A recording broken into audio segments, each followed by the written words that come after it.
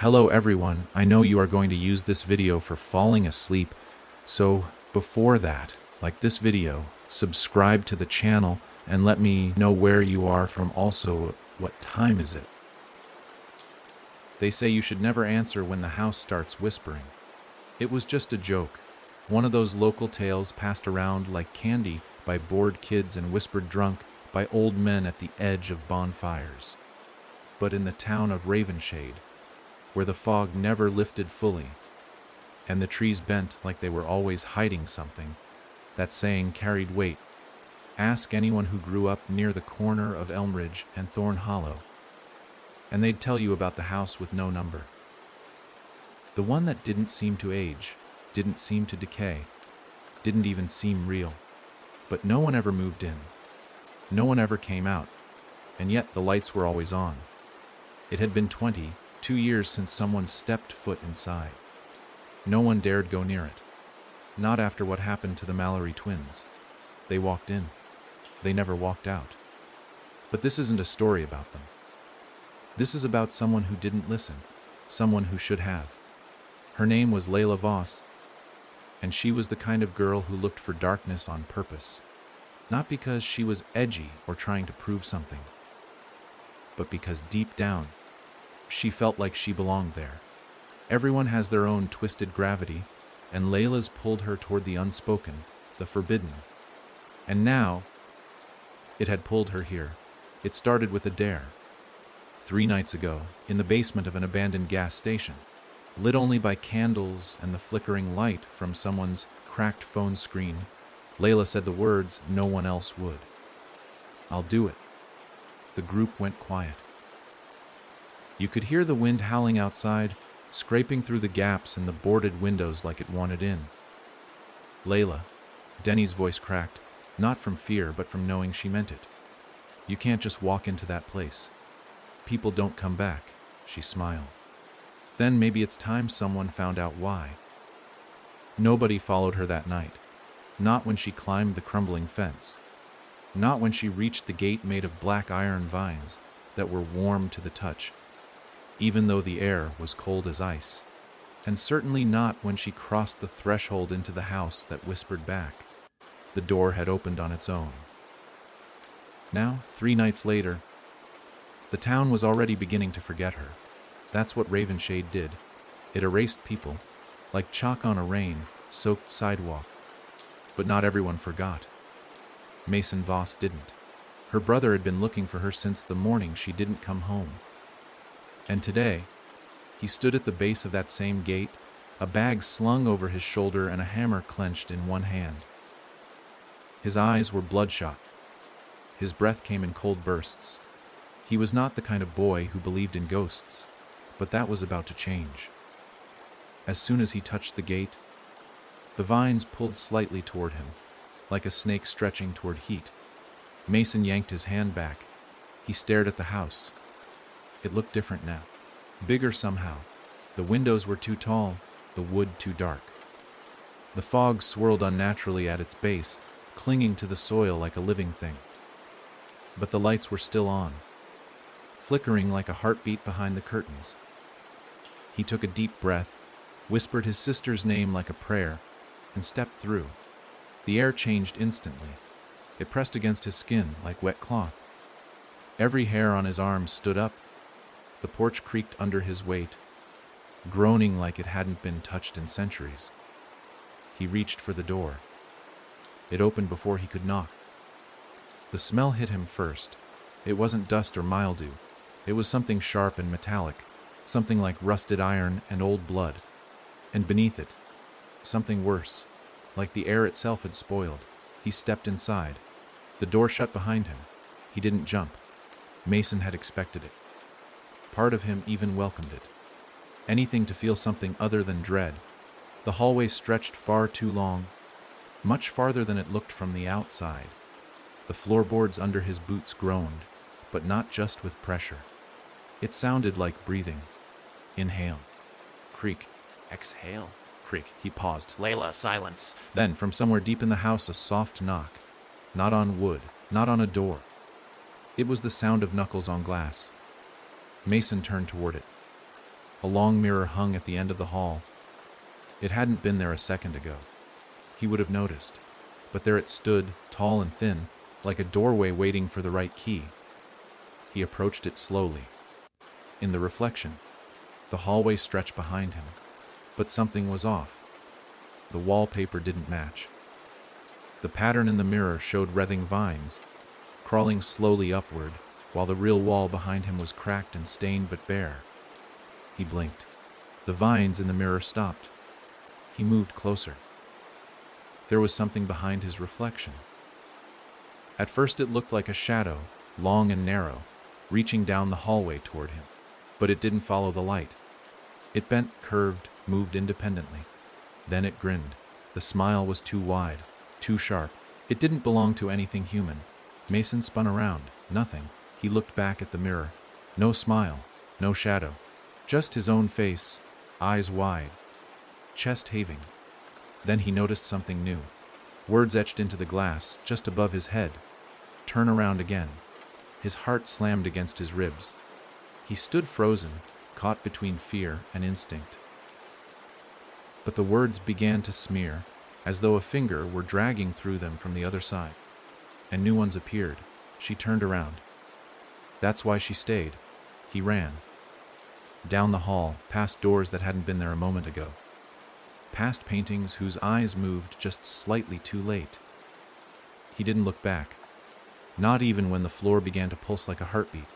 Not even when the wallpaper peeled itself like skin, revealing things beneath that moved and stared and whispered in voices he almost recognized. He didn't stop until he found the staircase.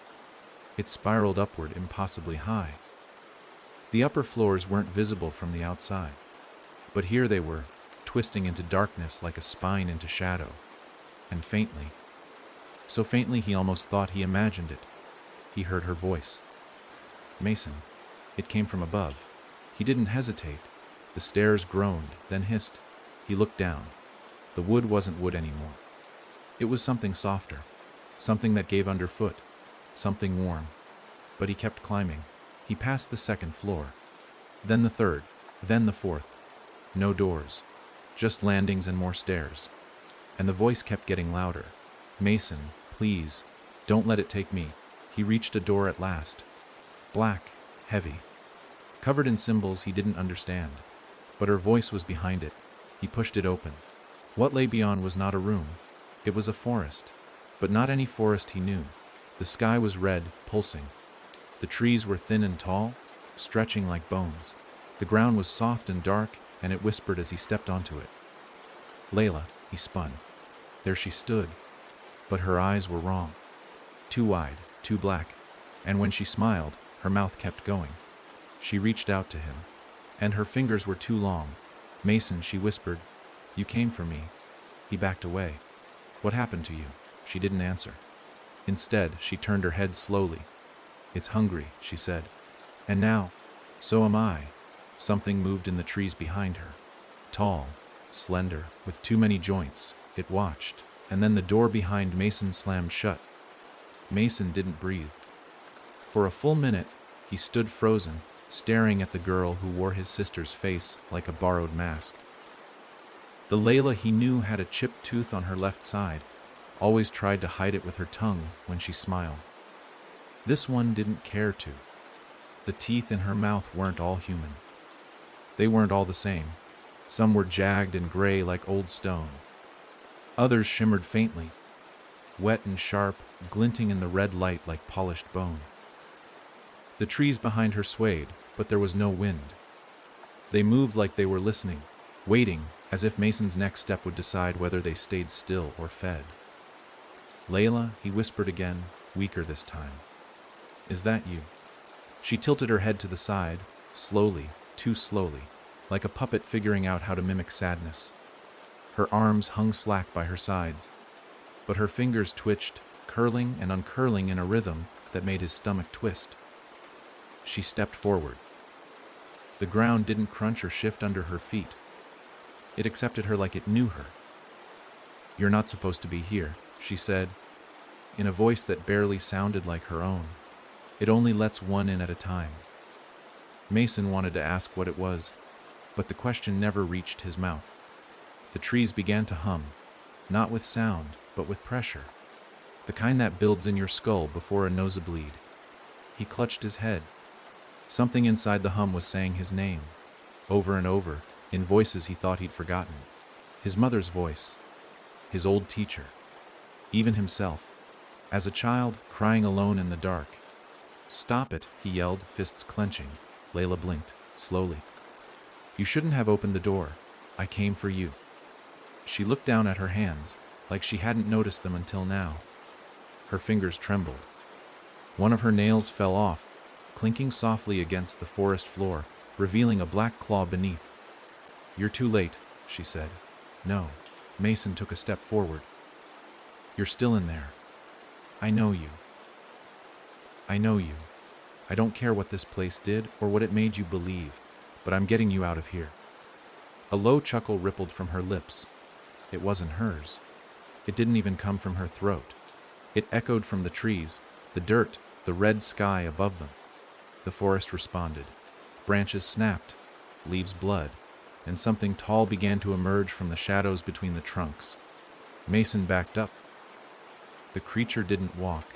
It floated, barely skimming the ground, its joints bent wrong, its limbs long like they'd never stopped growing. It had no face, but where one should be, the air shimmered. Within it, dozens of eyes blinked open. All of them were Layla's. It spoke without sound. "Give her back," Mason hissed. The air around him dropped 10 degrees. Frost gathered along the edges of the red leaves. His breath came in clouds, even though the sky looked like it should burn. Layla didn't move. She stared at him, those black eyes suddenly uncertain. "Mason, I tried to run," she said, trembling. "But every time I did, it pulled me deeper. It knows our names. It knows what we fear. I can feel it inside me, then fight it." She laughed again, but this time there was a hint of tears in it. "I don't know where I end and it begins." Behind her, the creature watched, waiting. Its arms moved like ropes underwater, too fluid, too silent. Mason didn't think. He rushed forward. But the forest bent against him. The ground turned soft, too soft. His boots sank. Roots curled around his legs like fingers, yanking him down. He screamed, twisting, trying to pull free. The trees leaned closer, moaning, creaking, exhaling centuries of dust and rot. Layla just watched. "Help me!" Mason shouted. Her eyes flickered. Something inside her twitched. She looked at the creature. It tilted its head. Its hands rose. And then she screamed. A piercing, raw sound that cracked through the red sky like a lightning bolt made of grief. The trees recoiled. The creature flinched. Its limbs snapped like bone under pressure. Mason felt the roots loosen.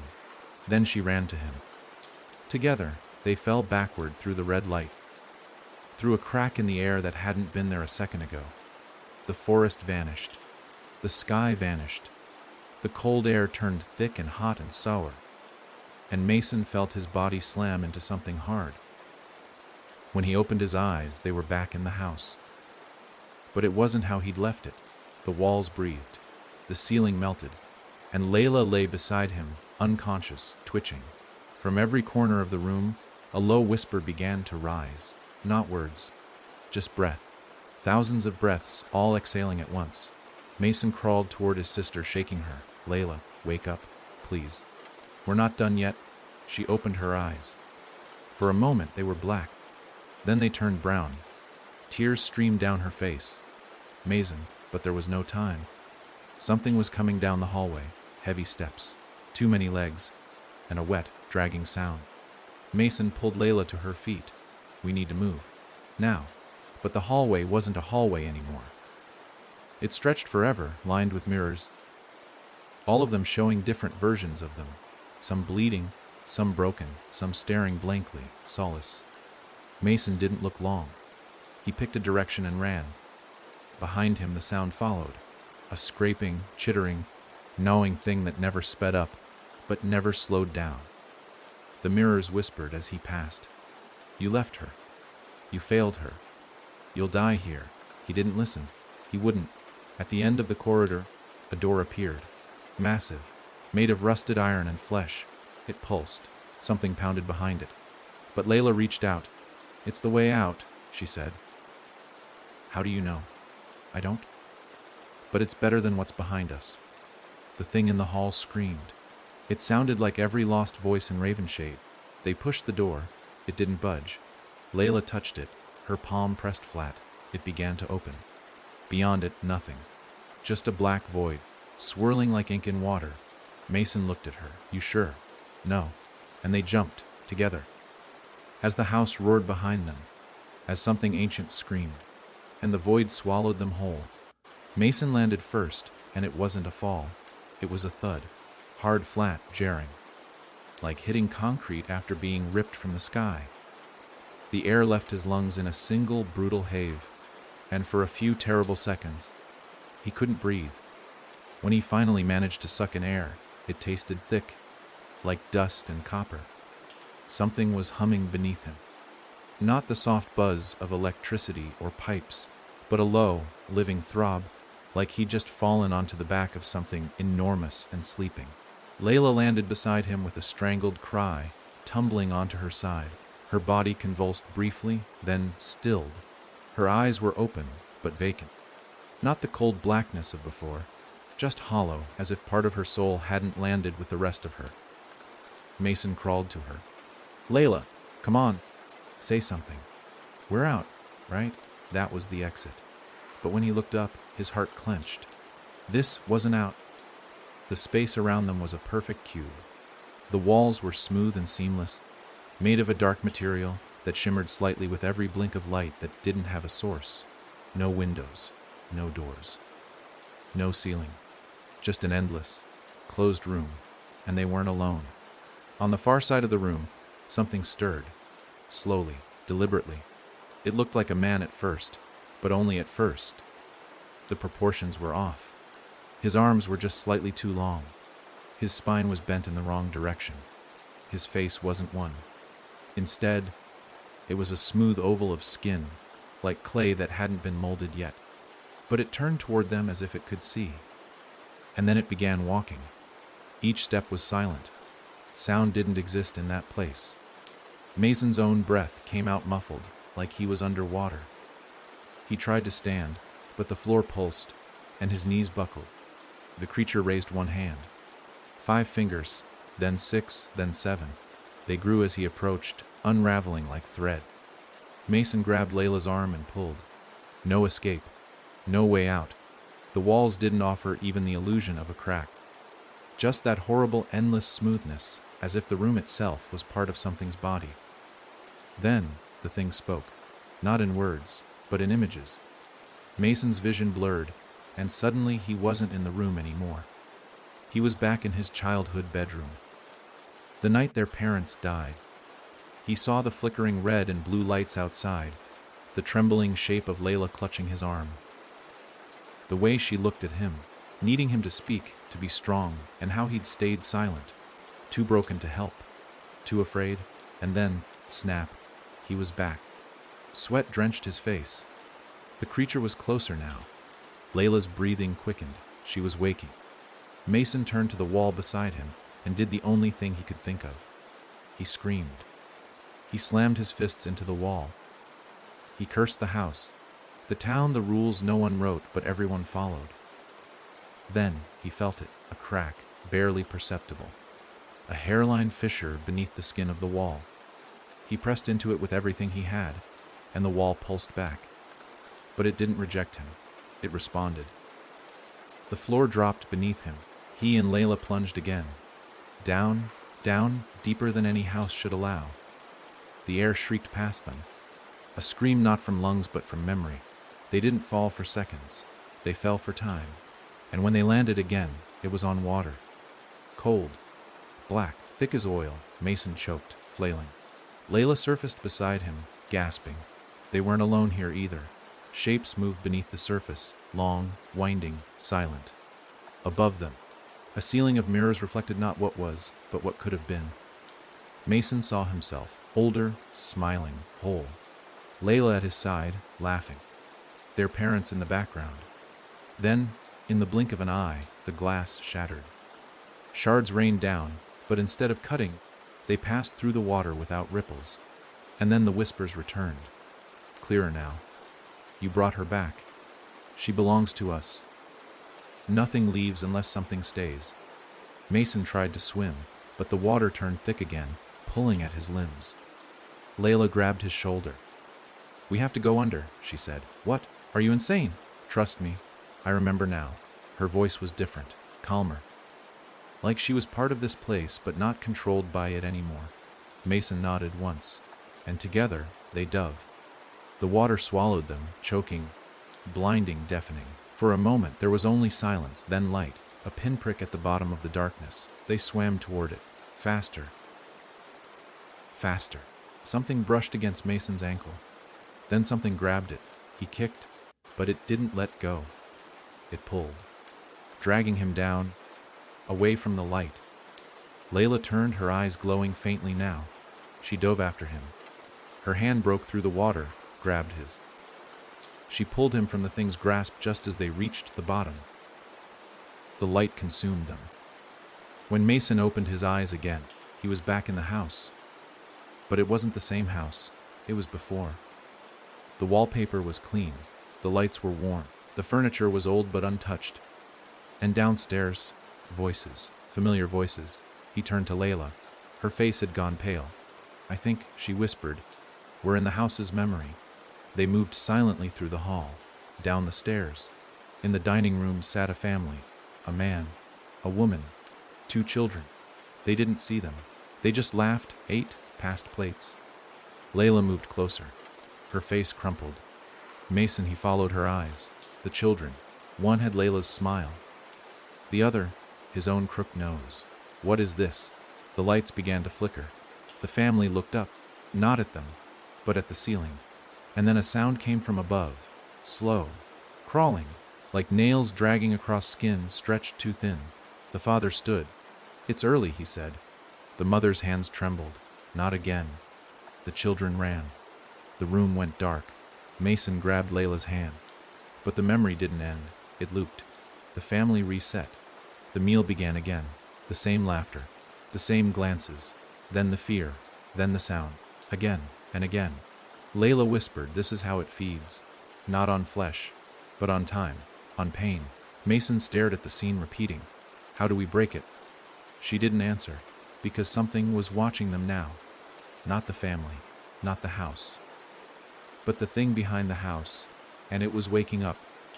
The moment it opened its eyes, if you could call those endless holes in the ceiling eyes, the walls stopped pretending to be walls.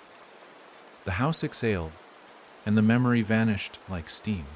1 second Mason and Layla were watching the looping dinner scene, and the next, the room folded inward with a soundless snap. The color drained from everything, leaving only grays, like the house itself had been stripped of its disguise. Mason hit the floor again. This time not with the thud of impact, but the eerie softness of landing on something that moved just enough to let you know it was alive. He rolled to his side and gagged. The ground pulsed, warm and damp, like flesh coated in slime. Beside him, Layla tried to sit up but froze. She wasn't looking at him. She was staring straight ahead, her mouth slightly open, her body trembling. What? Mason asked, his voice cracking. What is it? She didn't respond. So he turned, and his mind nearly split. There are shapes the human eye is not meant to see. This was one of them. A form too big to fit in the space, yet it did. A mass of limbs that looped in and out of existence, joints clicking with no pattern. Angles that seemed to fold time itself. No face, no voice. But it spoke, not in words, not in thoughts, but in certainty. A pressure that slid under Mason's skin and told him, with absolute clarity, I've always been here. The thing behind the house had been watching, waiting, feeding, and now it was aware of them. Mason tried to get to his feet, but the floor breathed again, sending a wave of heat through his legs. He clenched his fists. What is that? He gasped. Layla didn't blink. That's the original tenant, she whispered. The house was never haunted. It's alive. It's just skin. A mask for it. Mason felt something cold and wet slide down his neck. He reached back and touched it. It was thick, viscous, and it moved under his fingers. It wants us to see it, Layla said. It wants us to understand. The thing shifted again, and suddenly Mason was somewhere else. He stood in a room he'd never seen before. Bright, white, lined with mirrors. A hospital room, maybe. But the mirrors didn't show his reflection. They showed versions of him. One was screaming, covered in blood. Another was smiling, standing over Layla's body. A third was curled into a ball, whispering something over and over, hands shaking. Each version looked up and locked eyes with him. Each mouthed the same word. Stay. Mason staggered backward and crashed into a wall that hadn't been there a second ago. Layla appeared beside him again, sweat pouring down her face. It's choosing, she said. It's showing you the paths, the ones it wants you to take. He looked at her. What if I choose none of them? She didn't answer, because there was no answer. The thing wreathed in the distance, though in this place, distance was meaningless. The air rippled, and another doorway appeared, this one small, shaped like a child's closet. Light poured through the cracks. Soft yellow light. Layla frowned. That's mine. What? She stepped forward. That door. It's my anchor. It leads to the night I first came here. The night I got lost. Mason grabbed her wrist. Then let's go. If we can get back to that moment. If we can stop it before it started. No, she said softly, not looking at him. That's not how this works. This place wants you to think you can fix things. But it always takes something in return. The light pulsed. The thing shifted again. This time, it opened something that wasn't a door. It opened him. Mason's chest seized. His skin prickled. And suddenly, he saw every moment he'd failed her. Not just in the house, but before. The time he didn't listen. When she said the shadows in her room were talking. The time he told her to grow up, when she said she felt watched. The time he let her walk into the woods behind the Mallory property alone. Every small cruelty. Every forgotten birthday. Every time he left her behind. The house fed on that. He screamed. Not from pain, but from the unbearable knowing. And when it ended, he was on his knees, breath shallow, eyes burning. The closet door opened, and Layla stepped through. He reached for her, but she was gone. The door shut. Silence. Then the house laughed. It came from the walls. The floor.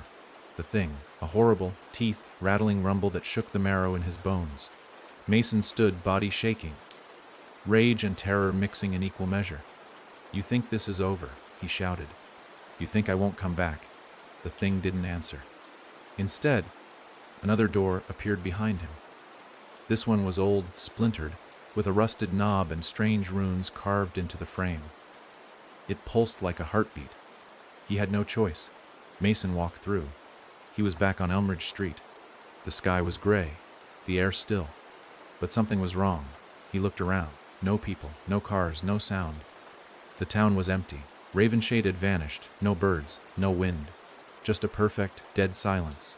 And standing in the distance, at the corner of Thorn Hollow, was the house. Still there, still waiting. Its windows were eyes now, watching, and behind one of them, Layla stared back. Still inside, still trapped. Mason's knees buckled, and he dropped to the pavement, tears stinging his eyes. He had gotten out, but she hadn't. The house had taken something in return, and it wasn't done with him. Not yet. Mason didn't leave. He couldn't.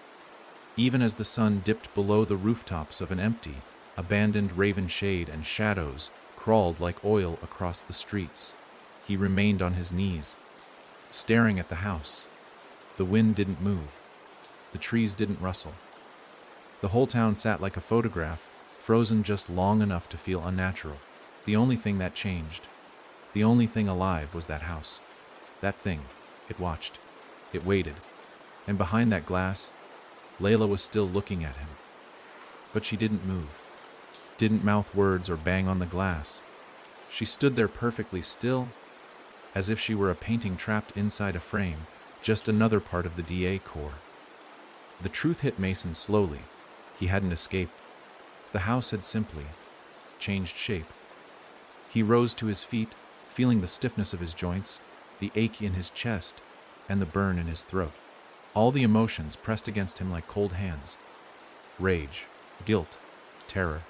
But beneath it all was something worse, something colder, a quiet, creeping understanding the house wanted him to try again. That was the game. It didn't trap. It tempted. And now it had what it wanted, him alone. Outside, with the door just slightly ajar again, like a taunt. Mason knew what it meant. It wasn't done with him. And he wasn't done with it. He walked back up the cracked path of Thorn Hollow, toward that impossible house that had no number, past the rusted gate that now sat open wide like a smile. He didn't hesitate this time. The porch groaned under his boots again, but the sound had changed. Less creak, more breath, like the wood was inhaling him. The door didn't wait. It opened before his hand could touch it. Inside, the house was warm, too warm, like standing too close to a fevered body. The air was thick with whispers, not loud enough to make out, but full enough to fill every corner. The walls pulsed faintly, not visibly, but in the bones. Mason could feel them twitch, like the ribs of something asleep but dreaming, and then he heard it, her voice. Not from the stairs this time, from the walls. Mason, don't. He froze. Layla. The voice came again, weaker, closer. But wrong, not from the walls directly, from behind them, deeper. He pressed his ear to the nearest surface. Nothing. He moved to the next. Still nothing. Then the third wall whispered back. Mason, it lied. His stomach dropped. What do you mean? It showed me freedom, the voice whispered, broken and slurred. A door or a way out, but I only fell deeper. Where are you? Silence. Then find the mirror room. Don't look at it too long. He turned. The hallway behind him was already shifting. Doors changed places. Paintings blinked as he passed. He didn't try to understand the layout. That was part of the trap. The house built itself around what you feared, around what you hoped for. Every turn could be salvation or damnation. But he had a clue now. One instruction. The mirror room. The stairs looked different this time. Shorter, narrower, carpeted in something that squished underfoot. Not like padding, more like tissue. He didn't look down. The second floor opened into a long hallway of closed doors. He passed the first. A whisper. He opened it. Nothing inside. Just a nursery, silent, clean, rocking chair swaying slightly in still air. Mason stepped in cautiously. A music box began to play. Soft, sweet, familiar. He turned to find it, and saw the mirror on the wall. His face reflected, but not alone. Behind him stood a tall shape. Not the faceless man from before, but a figure dressed in black, veil over its face, hands clasped in prayer. He turned. Nothing. He turned back. The figure in the mirror raised its head. No face. Only a mouth, whispering. Don't look too long. Mason lunged and smashed the mirror. Glass scattered. Blood bloomed on his knuckles. But the whispering stopped. He stumbled back into the hallway, breathing hard. The second door. He opened it. And there it was, the mirror room. 12 of them. Full-length mirrors, each set into the wall like windows. Each gleamed with impossible light. Each called to him. They vibrated faintly, humming in his skull. And in each reflection, a different version of himself. Bleeding, screaming, smiling with Layla's mouth. He couldn't look. He ducked his head and moved forward. The air thickened. He counted the mirrors under his breath. 1, 2, 3. The fifth mirror pulsed. Layla, he whispered. Her face appeared. Not a reflection. She was behind it, pale, crying. Trapped. Don't look, she whispered. He forced his eyes to the floor. Tell me how to get you out, he said. It's not the mirrors, she whispered. It's the cracks. Find the crack and break it. It leads below. That's where the house keeps us. Us. The mirror flickered, and Mason saw them. Hundreds of faces, all crammed behind the glass. Children, teens, adults, all of them missing, all of them taken. And Layla was among them. The glass cracked softly. As if breathing, he raised his hand and struck. The mirror exploded. But instead of shattering outward, It sucked inward, collapsing like lungs deflating, and behind it, a hole. A tunnel made of ribs and veins and wet stone. Spiraling down into the darkness, Layla's voice came again. This is the only way down. He climbed through, and the house swallowed him whole. What waited below was not a basement, it was a throat. Walls of muscle and gristle squeezed as he moved through. The further he went, the more it felt like being digested. Wet, warm, tight. The whispers got louder here, no longer scattered. Now they spoke in unison. You shouldn't have come back. The tunnel ended at a chamber, and in the middle stood a heart, suspended, beating, massive, and chained to it was Layla, her arms bound by tendrils, her eyes shut, but her lips moved. Mason ran to her. The chains hissed, biting at him. But he didn't stop. He tore them, one by one. Each snap of chain made the house scream. The walls shook, the floor blood, and Layla opened her eyes. Mason, I got you, he said, holding her. She nodded weakly. We have to cut the heart. What? It's the source. The thing behind the house. It needs it. He turned. The heart pulsed, each beat shaking the air. A knife appeared. Not real. Not solid. Just an idea made flesh. He grabbed it. And with one breath, he struck. The heart ruptured, and the house began to die. Everything collapsed. The walls screamed. The floor split. The ceiling roared. Mason grabbed Layla and ran. Back through the tunnel. Back through the mirror room. Back down the hallway that now caught fire with black flame. The house resisted. It screamed in voices that didn't belong to it. But it was dying, and it knew it. They reached the front door, and it opened. Not for them, because it had no choice. They stepped into the night. The town returned. The wind moved. Birds sang. And the house rotted in seconds. It withered, collapsed, and vanished. Mason looked at Layla. She smiled faintly. Her eyes brown again. You came back, she said. I always will. But even as the sun rose and warmth returned to the earth, Mason heard one final whisper. One door closed, but not all of them. And far away, in another town, another house blinked awake. It should have been over. The sun had risen over Ravenshade like it hadn't in weeks, cutting through the fog with golden fingers, illuminating the once blighted streets. The cursed house, now nothing but ash and memory, had left no trace behind, no foundation, no splinters, just a blackened ring in the earth where the front porch once stood. People began to reappear slowly, like fog lifting from the town itself. Faces Mason hadn't seen in days strolled the sidewalks, none of them seeming to remember the absence. The silence. The strange stillness that had wrapped the town like a net. It was like the house had wiped itself from their minds. But Mason remembered. So did Layla. And that was the problem. Even with the sky clear, the air warm, and the streets bustling again, Mason couldn't shake the sense that something hadn't left, that something was still watching. And the worst part, he could see it in Layla too. She didn't say much in the days after they escaped. Her smiles were thin. Her eyes lingered too long on corners. She flinched at shadows. And at night, she didn't sleep. Neither did he, because the dreams had started. They weren't nightmares, exactly. They didn't bring the same chest-pounding, sweat-drenched panic. These dreams were worse. They felt peaceful, serene, but beneath that calm was a rot, like finding blood under floorboards. The kind of wrong you feel before you understand it. The first dream came 3 nights after the house fell. Mason stood in a field of tall white grass under a pitch-black sky, no stars, no moon.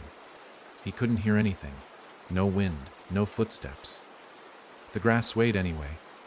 A breeze he couldn't feel moved everything around him except him. Then the grass parted. A single door stood there. No frame, no hinges, just a freestanding wooden door, painted red, old-fashioned, the kind with a brass handle and a keyhole shaped like a tear. Mason approached it, and before he could reach out, a voice spoke from behind it. Still hungry, he woke up with dried blood on his pillow. Nosebleed. He thought it was stress. Until Layla came downstairs the next morning, pale and silent, and dropped a sketchbook onto the table. On the first page was the same door. Every detail exact. "I saw it too," she said quietly. Neither of them mentioned the voice. Neither of them had to. Something had followed them out. Ravenshade didn't notice. The people went back to their routines. The bar reopened. The postman waved from his truck again.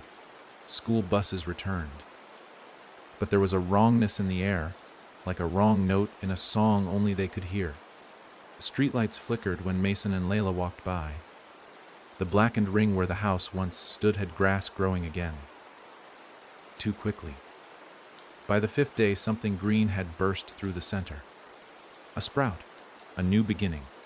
That was when Layla told him, "I think we were never meant to leave." "What do you mean?" "I think the house let us go. Because it wants to grow. Like a seed. It needed to get out." And now she trailed off, staring out the window. Across the street, a little girl stopped in front of the empty lot. She stood completely still, her face blank. After a few seconds, she reached out, her fingers grazing the air like she was touching something invisible. Layla stood. "It's still here." Mason joined her.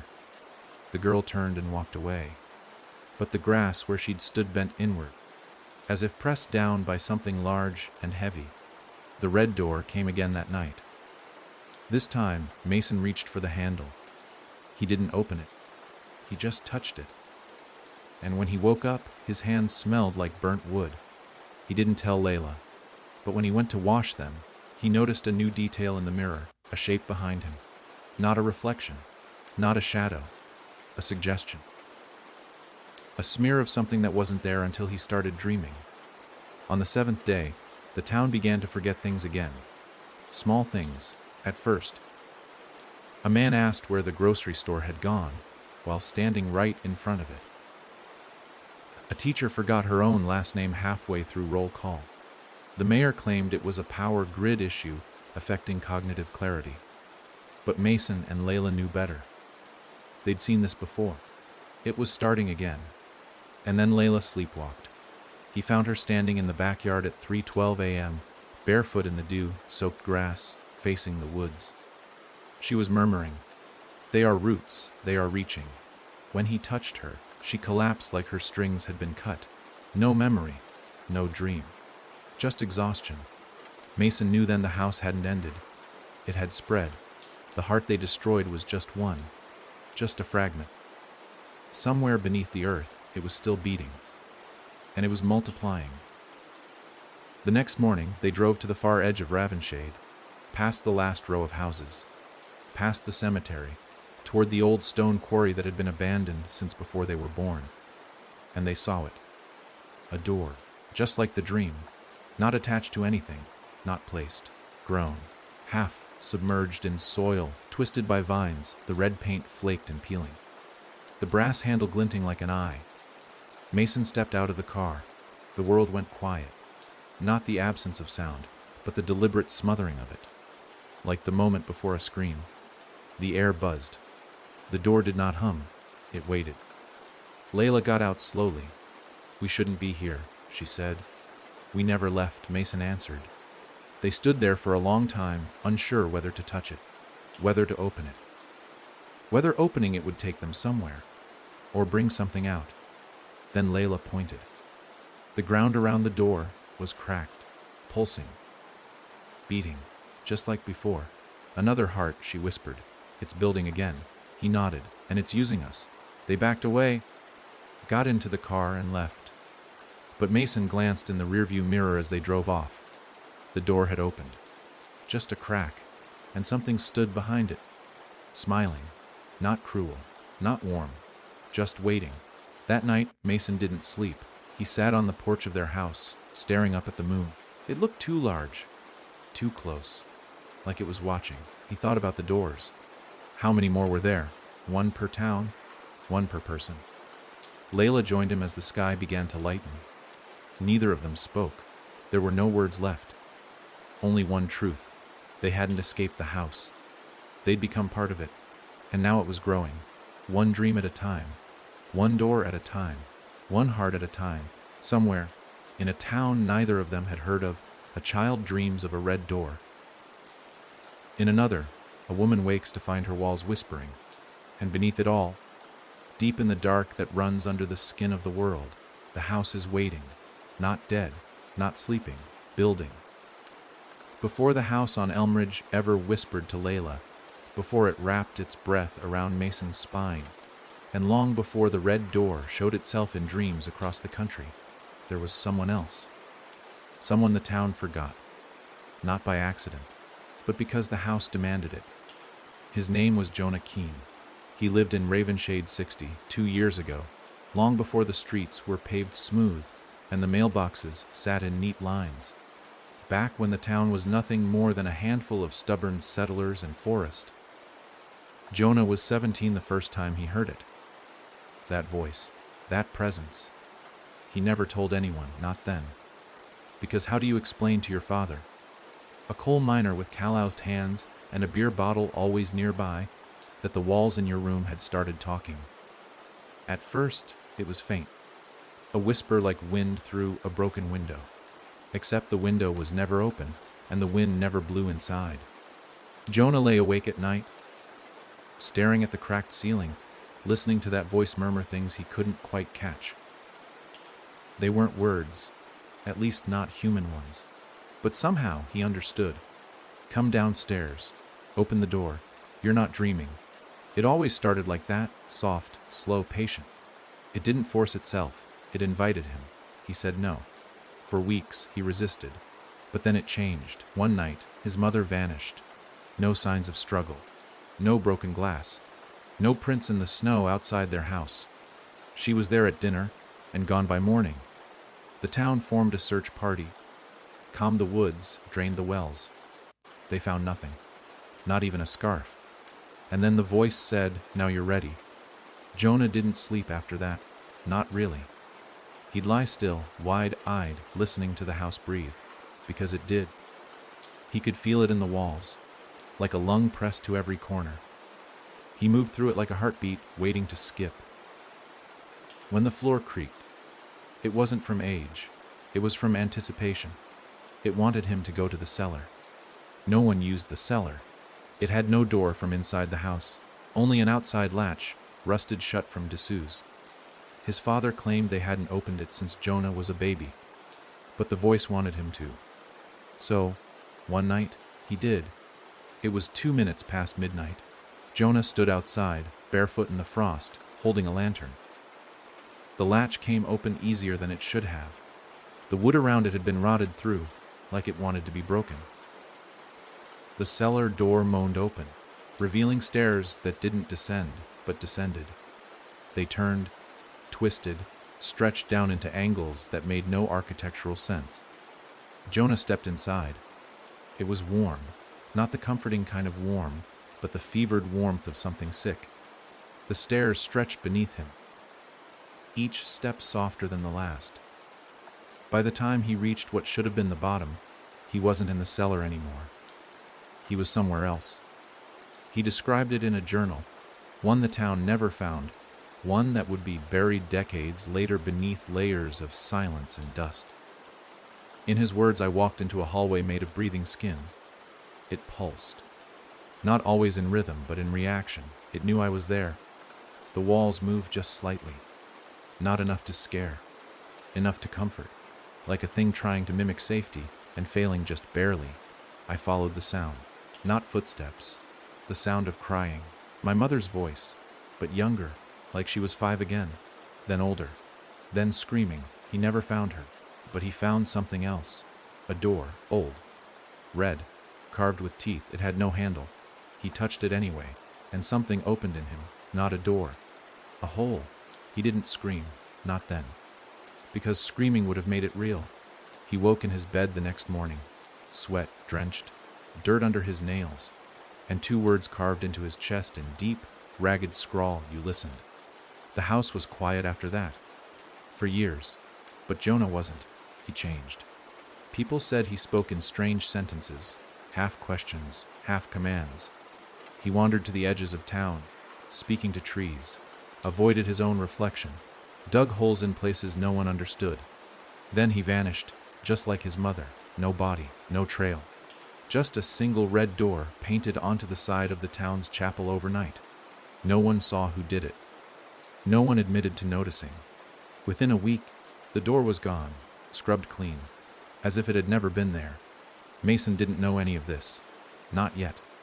But one morning, while Layla was still asleep, he visited the town library, not because he expected answers, but because something in him itched, an achy behind the eyes, a hunger for a truth he couldn't name.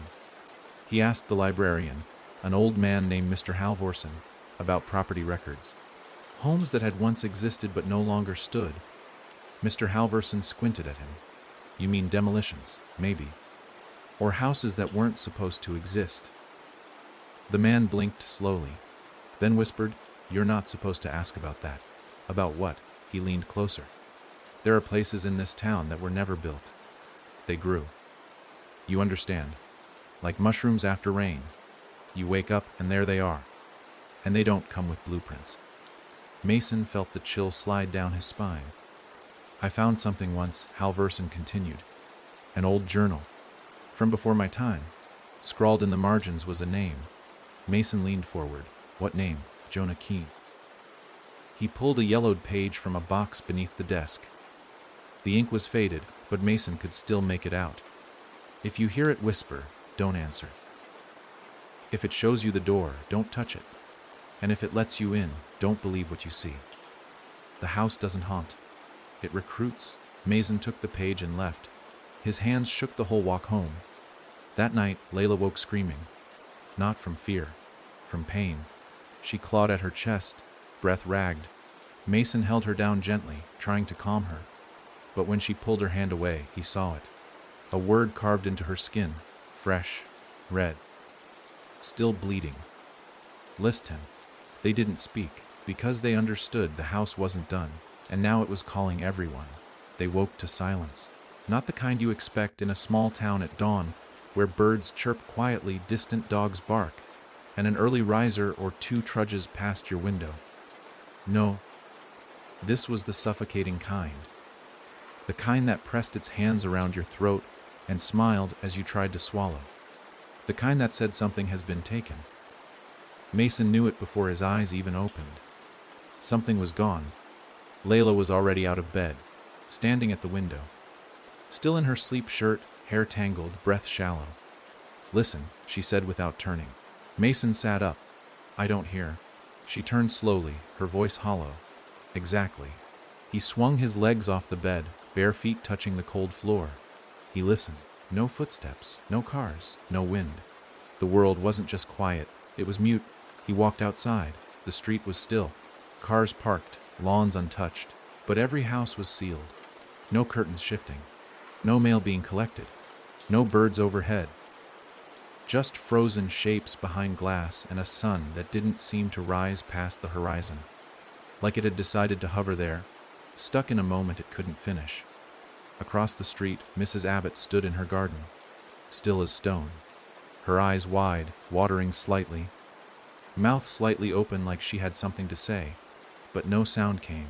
She wasn't blinking. Layla joined him on the porch. It's spreading, she whispered. We didn't stop it. We just slowed it down. Mason didn't respond. His eyes were fixed on something else. The crack in the pavement. The same blackened fissure that had once grown beneath the old house was now snaking its way across the road, as if the earth was splitting again. Not from weight or weather, but from something crawling up from underneath. And just beside that crack something moved. It was small, subtle, almost invisible, but Mason saw it. A ripple in the air, like heat rising from asphalt. Except it wasn't hot. When he stepped closer, he felt cold, biting cold, crawl across his skin. There was something there. He crouched and reached out. Layla grabbed his wrist. Don't, he looked at her. She wasn't just afraid. She was remembering. I saw that same shimmer, she said, her voice cracking. In the red room. Just before the walls began to breathe. That shimmer is how it gets through. It doesn't use doors anymore. Not ones we can close. It seeps, like a sickness. Mason pulled his hand back. The shimmer faded. But the silence didn't. They walked the streets together, house after house, all the same. Faces behind windows, pale and unmoving. Some stood, some sat, but none spoke, none moved. Time had stopped, but not for them. They were the only two left in motion, until they reached Main Street and saw the child. She sat in the middle of the road, cross-legged, head bowed, her blonde hair tangled, her dress soaked in something dark, and in her lap she held something. Mason froze. Layla stepped forward. The girl looked up. Her eyes were black, not like possession, not like horror movies, just empty, like someone had carved out her soul and left the sockets filled with ink. She smiled and placed the object in front of her. It was a doorknob, old, brass, familiar. Layla gasped. That's from the red door. Mason knelt slowly. Where did you get this? The girl cocked her head, then opened her mouth. No sound came out, but her lips moved. He read them clearly. You left the rest open. Then she stood, turned, walked backward into an alley that hadn't been there seconds ago. Gun. Mason picked up the knob. It was cold, too cold, and the second he touched it, he saw the hallway again. Long, bloody, lined with mirrors. Except this time, the mirrors reflected him, all the versions of him that had listened. One looked up, bleeding from the ears. Another was smiling as he held the red door open wide. Mason dropped the knob. The vision snapped shut. Layla caught him before he hit the ground. He gasped, eyes wide. I saw the heart, he whispered. Layla's grip tightened. Where? Not here. Somewhere underneath. There's another house. Not one we can see. One that feeds the others. Like roots, she murmured. He nodded. And then, for the first time that morning, they heard something. Tick, tick, tick, like a clock, from nowhere, from everywhere. It echoed across the dead town, bouncing off buildings and bleeding into the air. And then it stopped. And everything started moving again. People blinked, stepped forward, laughed, resumed their lives like nothing had happened. Mrs. Abbott waved at them from across the street. Beautiful morning, isn't it? She called cheerfully. Layla stared, dumbfounded. Mason didn't respond, because on the back of her neck, just beneath the collar, he saw something, carved into her skin. A number, not a word, not a message, just 3 digits, 347. Layla caught his gaze. What? He swallowed hard. Turn around. She did. He brushed the hair away. The number was still there. Fresh. Raw. Carved deep. She touched it, as if noticing it for the first time. What is that? She whispered. And then he noticed something else, on his own forearm. Faint, like ink bleeding through paper. 348. Layla's voice shook. Are we being counted? No, Mason said quietly. Staring at the houses around them, the people smiling. The sky too bright, the cracks in the pavement still growing beneath the calm. We're being catalogued.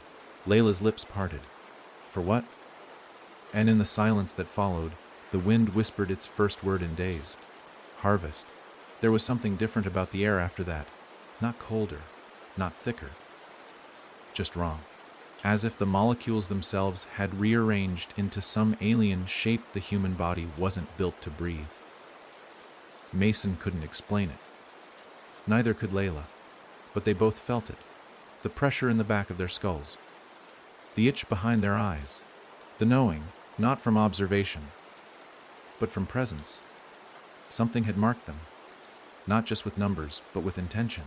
It had claimed them, and the town didn't notice, or maybe it had chosen not to.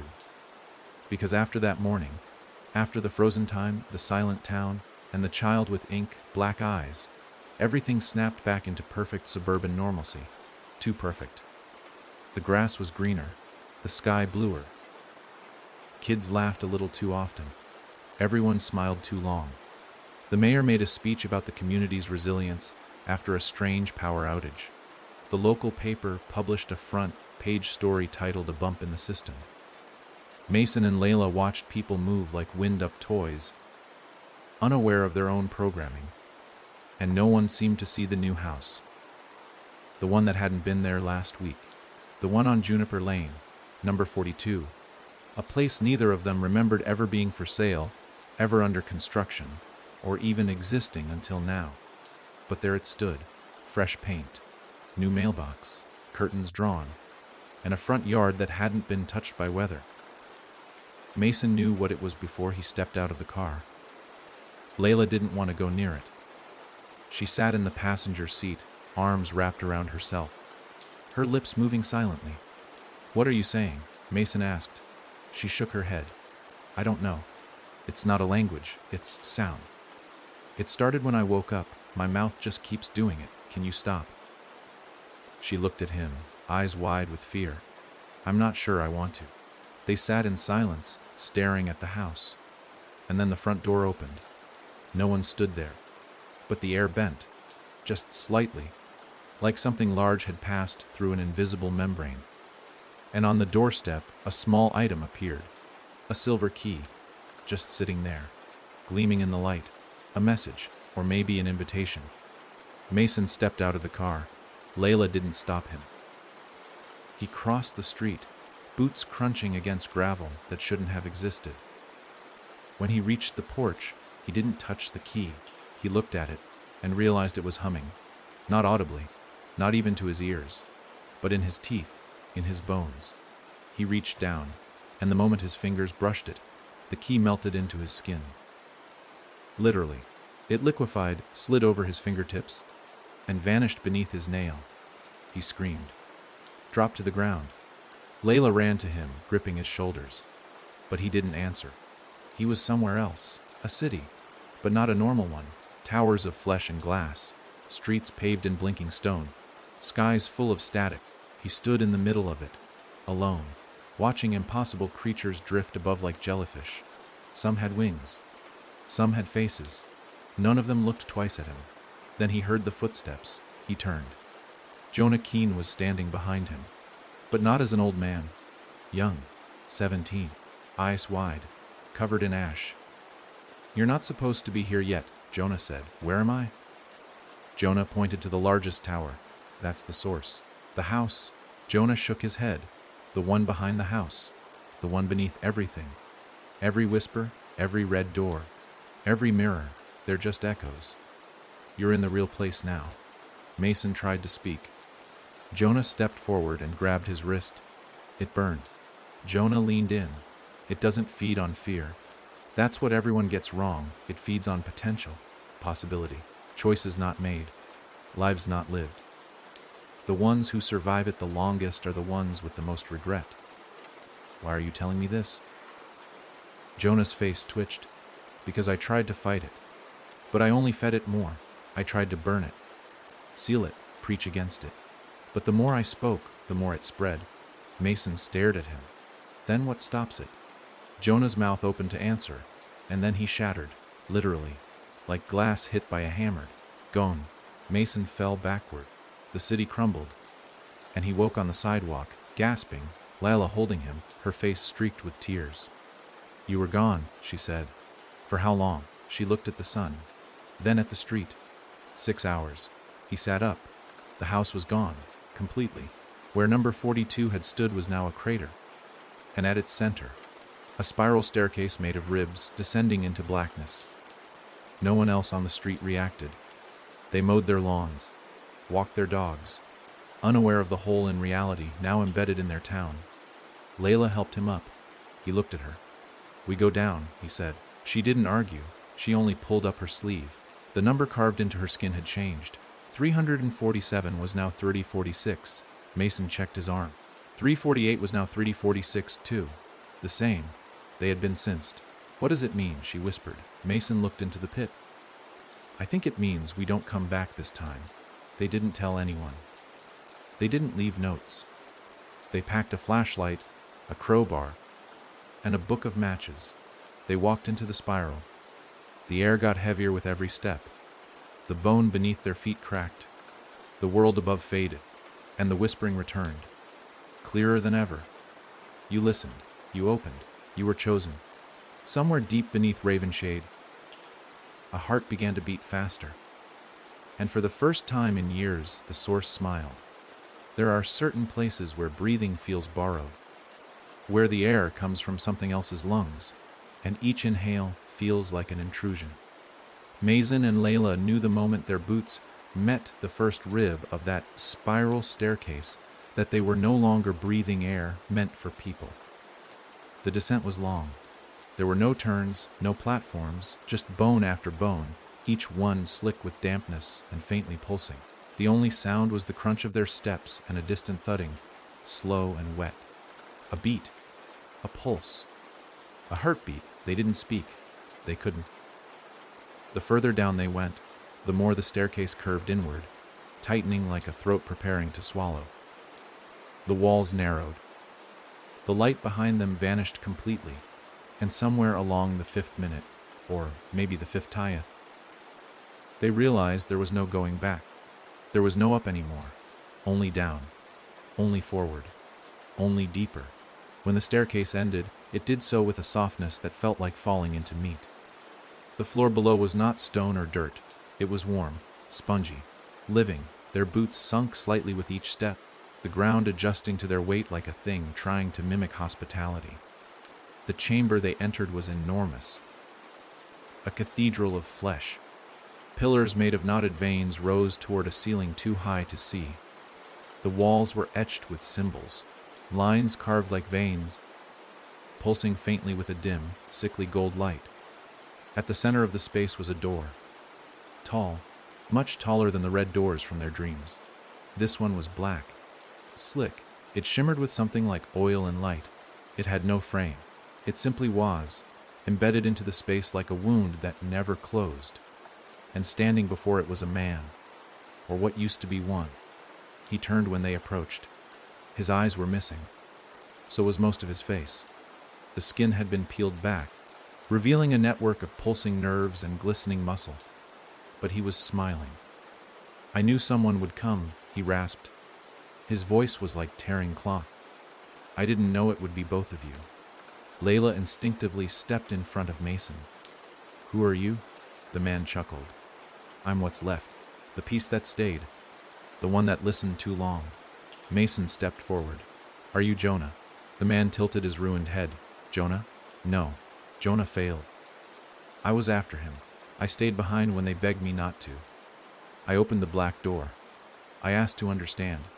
Layla's fingers twitched. "What's behind it?" The man's smile faded. "Everything.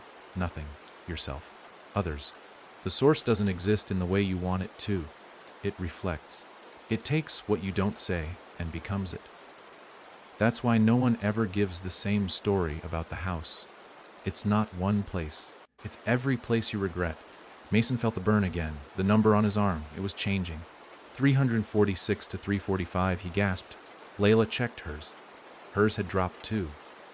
They were being counted down. "What does it mean?" Mason asked, voice cracking. "These numbers, we thought we were being cataloged, but..." "No," the man interrupted. "You're not being cataloged. You're being unwritten. Each time the number drops, a part of you is removed. A memory. A piece of time. The source eats what you'll never be. It thrives on erasure." Layla's breath hitched. "So what's left at 0? The man stepped back. The doorway. And then he vanished. Not walked away. Not faded. He folded. Like a drawing erased in reverse, sucked into an invisible point behind him. Gone without weight, without sound. Just gone." Mason stared at the black door, and it opened. Not with a creak or a groan, but with a silence so sharp it made his ears ring. Beyond the door was no room, no chamber, just a hallway, identical to the one from his dreams. 12 mirrors, all waiting. Layla stepped forward. He grabbed her arm. "Wait," she looked at him. "We've come this far." He didn't let go. "What if we're wrong? What if this is the final step and we can't go back? What if it's not a test, but a trap?" Layla's face was pale, but her eyes were steady. "Then let's spring it." They stepped through. The mirrors were different now. They didn't reflect versions. They reflected possibilities. In one, Layla was dead.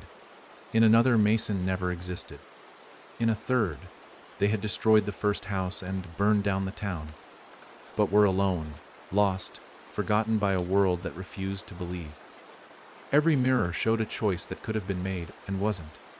And in every reflection, the black door stood behind them.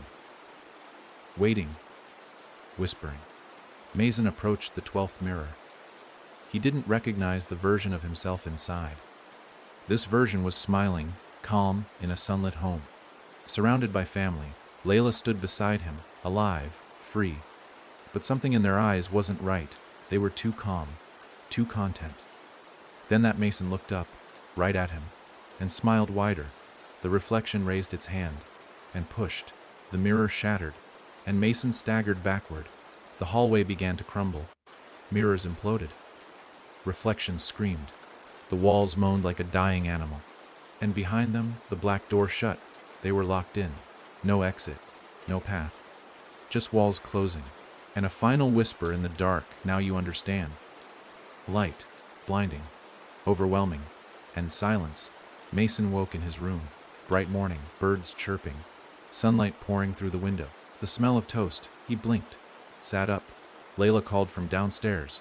"Breakfast!" He stood, walked to the mirror, and froze. His reflection wasn't moving. It smiled. And behind it, the black door waited, always waiting. Mason didn't remember walking down the stairs. 1 second he was staring into the mirror, into the smile of a version of himself that felt slightly too accurate, and the next, his hand was on the railing, his feet already halfway to the kitchen, drawn by the scent of food that felt familiar but didn't stir hunger. The house around him was warm. Sunlight painted long streaks across polished floors, and wind chimes tinkled lazily just outside the window. It was a perfect morning, too perfect, the kind that didn't just seem planned, but rehearsed. Layla was in the kitchen, flipping pancakes, wearing the same blue flannel she always did when she was relaxed. But there was something wrong with the way she stood, her back too straight, her neck too still. Mason paused in the doorway, waiting for her to turn and greet him with the usual smirk, the half-asleep sarcasm, the little wave with the spatula. But she didn't turn. She kept cooking. Perfectly. Repetitively. Stack after stack after stack. He opened his mouth. "Layla," she froze. Then turned. The smile on her face didn't reach her eyes. "Mason, finally, you slept in." She stepped forward and kissed his cheek. "Come eat. Everything's ready." He stared at her. "What day is it?" She blinked. "Tuesday." "What date?" Another blink. "You're being weird. Say the date." A pause. "Just long enough. July 10th. Here." She laughed. "Okay, seriously, are you okay? Did you hit your head again? That word caught him. She said it like they'd had this conversation before. Like it was routine. Mason stepped back from her. The room dimmed slightly. Not with shadows, but with awareness. He was dreaming. He had to be. But then again, dreams don't come with mirrors that stare back. He looked past her, to the hallway mirror near the front door, and the version of him inside was gone. Not missing. Just not there. The mirror was empty. No reflection at all. Layla stepped forward. "Eat, Mason." He turned to her. Her eyes were still brown, but they had started glossing over, slowly, like a screen dimming. "What is this?" he whispered. "This is peace," she said. "This is what it looks like when you stop fighting." He stepped back again. The floor rippled beneath him. He looked down. The hardwood was gone. It was black, shining, wet. He looked back up. Layla was gone. The kitchen was gone. He was standing in the middle of a room with no walls, no ceiling, no floor. Just endless dark and mirrors hanging in the air, turning slowly like carousel horses. In every mirror, he saw a version of himself breaking. One weeping on the floor. One laughing manically. One screaming until his throat tore. Each one looked at him. Each one reached, and the whisper returned. "Choose." A mirror floated closer. In it, he saw himself in a white room, strapped to a chair, eyes glazed. "Peace," the voice whispered. Another mirror approached. He was wandering a ruined city, alone, aging, screaming at a sky that didn't listen. Freedom. A third. He was in the heart of the house, kneeling before the black door, arms open, becoming something else. Purpose. He shook his head. "I didn't ask for this." "No one asks," the voice said. "But everyone listens." Mason stumbled backward. Then a hand grabbed his shoulder. He spun. Layla stood there. The real Layla, eyes wide, wild, alive. Mason were still inside. Wake up, he blinked. What? She grabbed his face. Listen to me. The house isn't a place, it's a loop. It doesn't trap you physically, it traps you with comfort. It gives you versions of yourself you want to believe. Mason looked around. The mirrors began to fracture. Not shatter, just crack. Lines appearing like spiderwebs on glass. What do I do? Layla reached into her pocket and pulled something out. The crowbar, the one from before. He didn't remember carrying it in. Smash it, she said. He raised it, chose the mirror with the empty chair, the one called peace, and he swung. It shattered instantly. The fragments didn't fall. They exploded outward, turning into ash midair, dissolving. The others began to rattle. Layla pointed to the next. One by one, Mason smashed the versions of himself. Every choice that wasn't, every life that lied. With each strike, the space grew darker, more unstable. The mirrors screamed. The reflections begged, and then there were none, just a wall, smooth, black, and in the center a new number. 001. Mason stepped forward. Is this? Layla nodded, the last version. He raised the crowbar again, and hesitated. This mirror didn't show pain, or madness, or rot. It showed him and Layla, older, safe, alive, holding hands on a porch watching the sunset. It was everything he wanted, the one he never had. The one he never could. Layla's voice shook. Mason, he gritted his teeth, raised the crowbar, and smashed it. The glass resisted, fought, but cracked, screamed, and broke. The floor fell away. They plunged. Mason hit the ground hard. Stone. Real stone. Cold. Solid. He groaned, looked up. Layla was beside him, bleeding from her nose, but awake. They were in a cave. A real one. No breathing walls. No whispers. Just earth. Damp. Dark. Real. He reached for her. She sat up slowly, and they laughed, not because it was funny, but because they were finally somewhere tangible. Then Mason looked down at his arm. The number was gone, just a scar. Layla's was the same. They had reached 0, and lived. But in the distance, far above them, they heard the first creak of a new door swinging open. Not for them, but for someone else. Somewhere across town, far from the cave's damp silence and the ash of shattered mirrors. A boy named Elijah Pike stared at the foot of his bed. He was 10, lanky, quiet, the kind of child who whispered his thoughts to insects. Believed in ghosts not because he feared them, but because he knew they needed believing in. His parents chalked it up to imagination, said he had a soft spirit. But Elijah knew better. He'd been watching the cracks in the floorboards since he was 7, listening to the way the closet door breathed when it was supposed to be still. And last night, the whisper finally spoke. It didn't say his name, not directly. It hummed it, 3 notes, low, then high, then low again. Not a sound, not a language, but Elijah understood, because the air in his room had begun to move backwards. His posters flapped toward the window instead of away. The nightlight flickered, not randomly, but in a rhythm, a beat that pulsed like it was counting down. And at the foot of his bed, where the floor met the wall, a seam had appeared, thin, black, too precise to be a crack, too unnatural to be ignored. And now, as morning light barely filtered through his blinds, Elijah leaned over the side of the bed and saw it, a key, just lying there. Silver, clean, with his name etched into the teeth. No note, no instructions, just the key. He didn't call for his parents, didn't even make a sound. Instead, Elijah knelt, picked it up, and felt the way the air smiled around him. He knew what the key was for, and what was about to happen, because he'd seen the door once before. In a dream, tall, red, weeping at the edges. He stepped to his closet and unlocked it. The hinges didn't creak. They sighed. And the darkness inside wasn't the kind you light could fight. It was the kind that preferred you try. The key dissolved in his hand. The air smelled like dust and cinnamon, and something rotting beneath it all. Elijah stepped through. Below the town, Mason and Layla were crawling through stone. The cave narrowed into a tunnel, natural, not built, but it was the first time in days that anything felt honest. No tricks, no shifting walls, just the earth pressing close, reminding them they were still alive. Layla scraped her hand on the rock, blood welled. She didn't wince. Mason saw it, nodded. Real, she nodded back. They didn't speak often now. Too many words had betrayed them before. Too many promises made in places that warped meaning.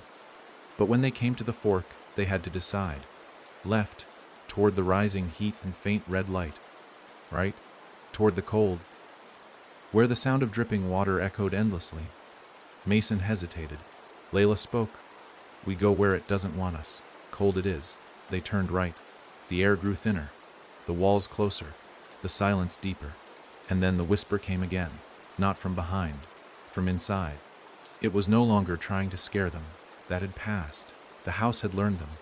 Now it was tempting. We can undo it, it breathed. One door, one wish. That's all it takes. Mason closed his eyes, kept walking. You miss her, the voice said. He flinched. Your mother, your real home. You could have it again. Layla gritted her teeth. Ignore it. You never got to say goodbye. You never fixed it. Just one door, Mason. One step back. He screamed suddenly, punching the wall. The voice went silent. And behind them, a deep rumble echoed through the cave. As if something shifted, Mason turned. I think we made it angry. Layla's eyes flicked up. Good. They moved faster now. The tunnel bent downward, curving like a rib cage. The ground grew slick, and then, without warning, they stepped into a chamber. And at its center, a new door. Not red. Bone. White. Carved into it were names. Not etched. Ground. Fleshy letters pushing from the surface like tumors. Layla stepped closer. Mason held her back. One name pulsed brighter than the rest. Elijah Pike. And beneath it, number 1001. Mason's stomach dropped. Someone's just started, he said. Layla whispered, it's growing again. Then the door opened. Not for them. For him. Elijah stepped through. He looked confused, young. Ow! His small face lit by the glow inside the door. Mason reached for him. No, but the boy didn't see them. The door pulled him, swallowed him, and slammed shut. Layla ran forward, pounded on it. Nothing, just silence. Then the wall to their right cracked, and something stepped out. A figure in black, no face, no voice, but holding a mirror, and in it, Elijah, sitting calmly in a room of red curtains, smiling, playing with toys that moved on their own. Mason stepped forward, let him go. The figure tilted its head and pointed to the mirror, then to Layla, then to Mason, and 3 numbers appeared in the air, 001, 002, The message was clear. It wasn't just Elijah now. They had rejoined the list. Layla whispered, we were never out. The figure stepped back into the wall and vanished. The mirror dropped, shattered, and the room began to breathe, slow, deep, patient. Above them, somewhere far beyond the stone and earth and memory of Ravenshade, another closet door cracked open. A second key appeared on another floor, and someone new started dreaming of red. Somewhere above the cold bones of the earth, the town of Ravenshade exhaled, not through mouths, not through wind or breath, but through doors. Hundreds of them, cracks beneath thresholds, hinges creaking in empty homes, cupboards ajar, closets left slightly open. The sound was soft, almost unnoticeable, but it was the sound of awakening. The house had stopped hiding. It was nesting now.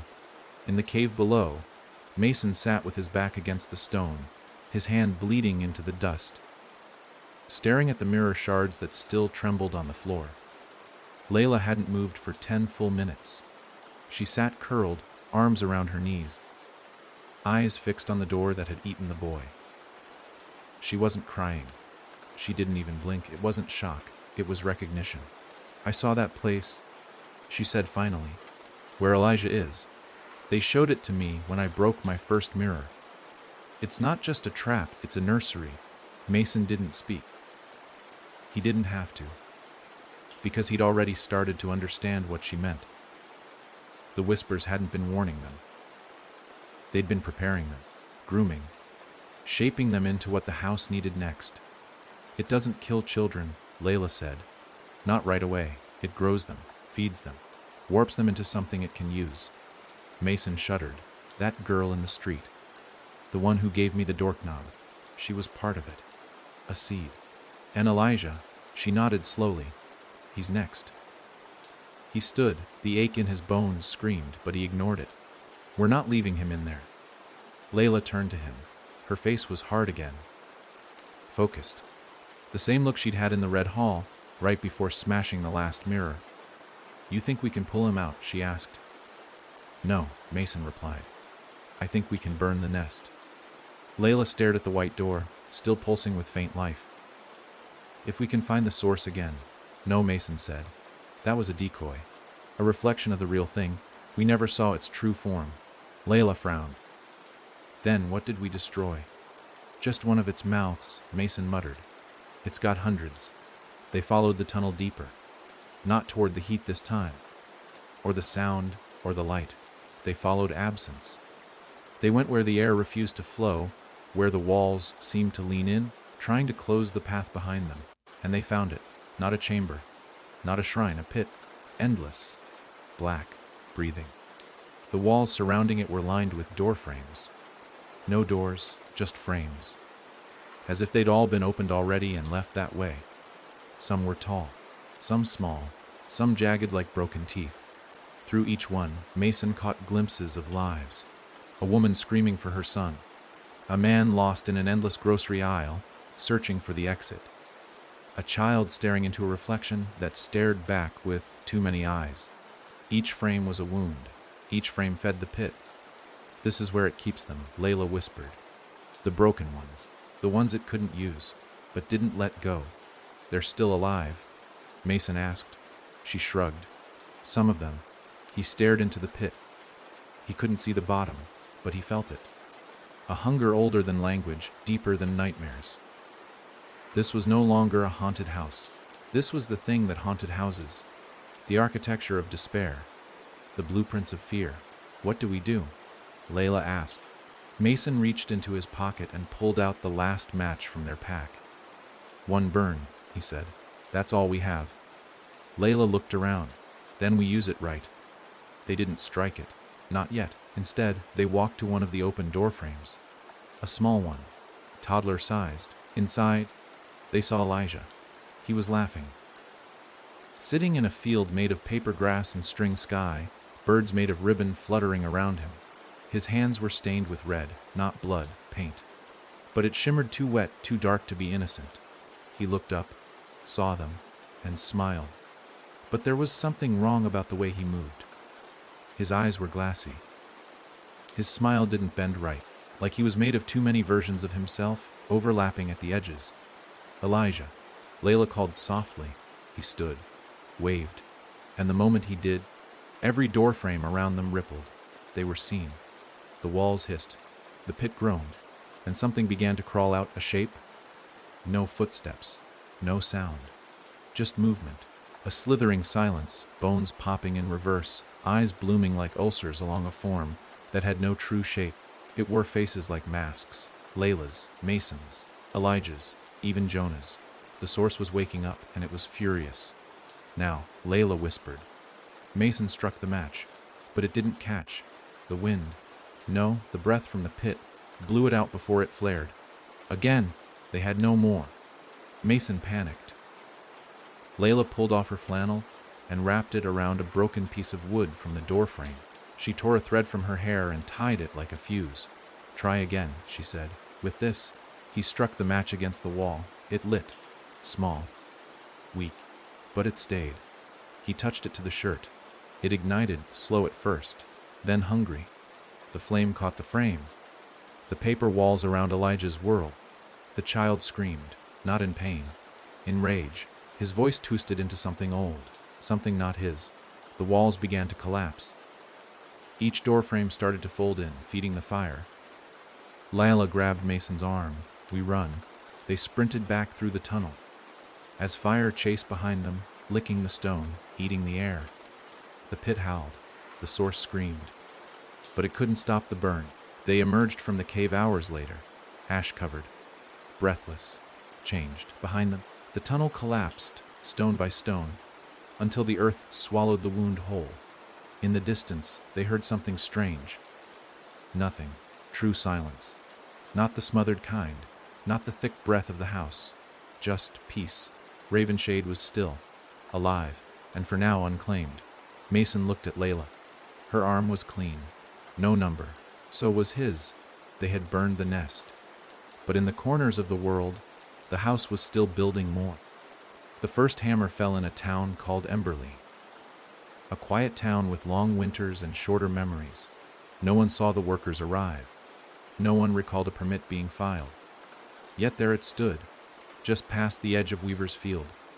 An empty lot that had been nothing but weeds and whispers for decades. Overnight, scaffolding appeared. Then wood, nails, beams. Siding, the shell of a house rising not by labor but by will, and it built itself wrong. The angles were off. The roof dipped in a way no blueprint allowed. The windows didn't line up from outside to in. And no matter how high the sun climbed, the porch never caught the light. Kids passing by on bicycles held their breath when they rode past it. Dogs refused to bark in its direction, and when the wind passed through its rafters, it didn't whistle. It sang. A low hum. Hollow. Old. By the end of the week, it had a mailbox. No number. No name. Just a single word carved in script too perfect to be handmade. Listen. Mason saw the newspaper clipping taped to the diner window the following day. He and Layla had been passing through towns without speaking their real names, living off canned goods and stolen gas station showers. They didn't stay long anywhere. They couldn't. The house had stopped chasing them. It had started following them. And every place they visited, something small shifted. An alley that hadn't existed the night before. A door that stuck shut without cause. Mirrors that showed versions of them still running, still screaming, still lost. But this clipping, this house, it stopped them cold. Layla traced the photo with her fingertip. Another one. Different town, Mason muttered. Same blueprint. She stared harder. No, not quite the same. Look at the windows. Look at the second floor. Mason leaned closer. The shape of the windows. There were 3. But one was narrower. A child's room, maybe. The same room Elijah had vanished into. The one he'd played in while the red sky pulsed beyond his paper field. This house isn't new, Layla whispered. It's the same one, just rewritten, replanted. Like a parasite, Mason said. It takes root in different soil. Layla nodded. But it's learning, adapting. Mason looked back at the photo. The porch was slightly wider. A swing had been added. The kind that creaked when no one was on it. And inside the front window, hard to see, but clear if you stared long enough, was a shadow. Too tall, too thin. Watching. Do we go? He asked. Layla didn't answer. Not at first. She pulled out her pocket notebook. The one she started keeping after they'd burned the nest. It had lists of towns, names, days, dreams. And at the back, a tally. Each mark represented a house, so far 13. Lucky number 14, she murmured. Mason sighed. We're not going to outrun it, are we? No, she said, closing the notebook. But maybe we can map it. Maybe we can trap it. Not with fire this time, with pattern. It's growing. Yeah, but growth needs rules. Even chaos has to follow its own rhythm. And if we're wrong, Layla shrugged. Then we burn it again. Emberley greeted them like all places do when something ancient is gestating just beneath the lawn. Politely. The people smiled too wide. The town square was too clean. Every diner booth had fresh flowers that never wilted. And the woman at the gas station didn't blink once during their entire interaction. Mason watched her fingers. They tapped the counter. 3 times. Then 4. Then 3 again. He caught Layla's eye. Pattern. She nodded. They drove past the town limits that night and parked at the edge of the field. The house stood waiting. Lights on. Curtains drawn. Porch swing creaking. No wind. They waited until 3:13 a.m. That had become the hour. Not midnight, no. That was theatrical. The house preferred the forgotten times. The hours no one pays attention to. When dreams deepen and the world turns its head, At 3:13, the front door opened. No one walked out.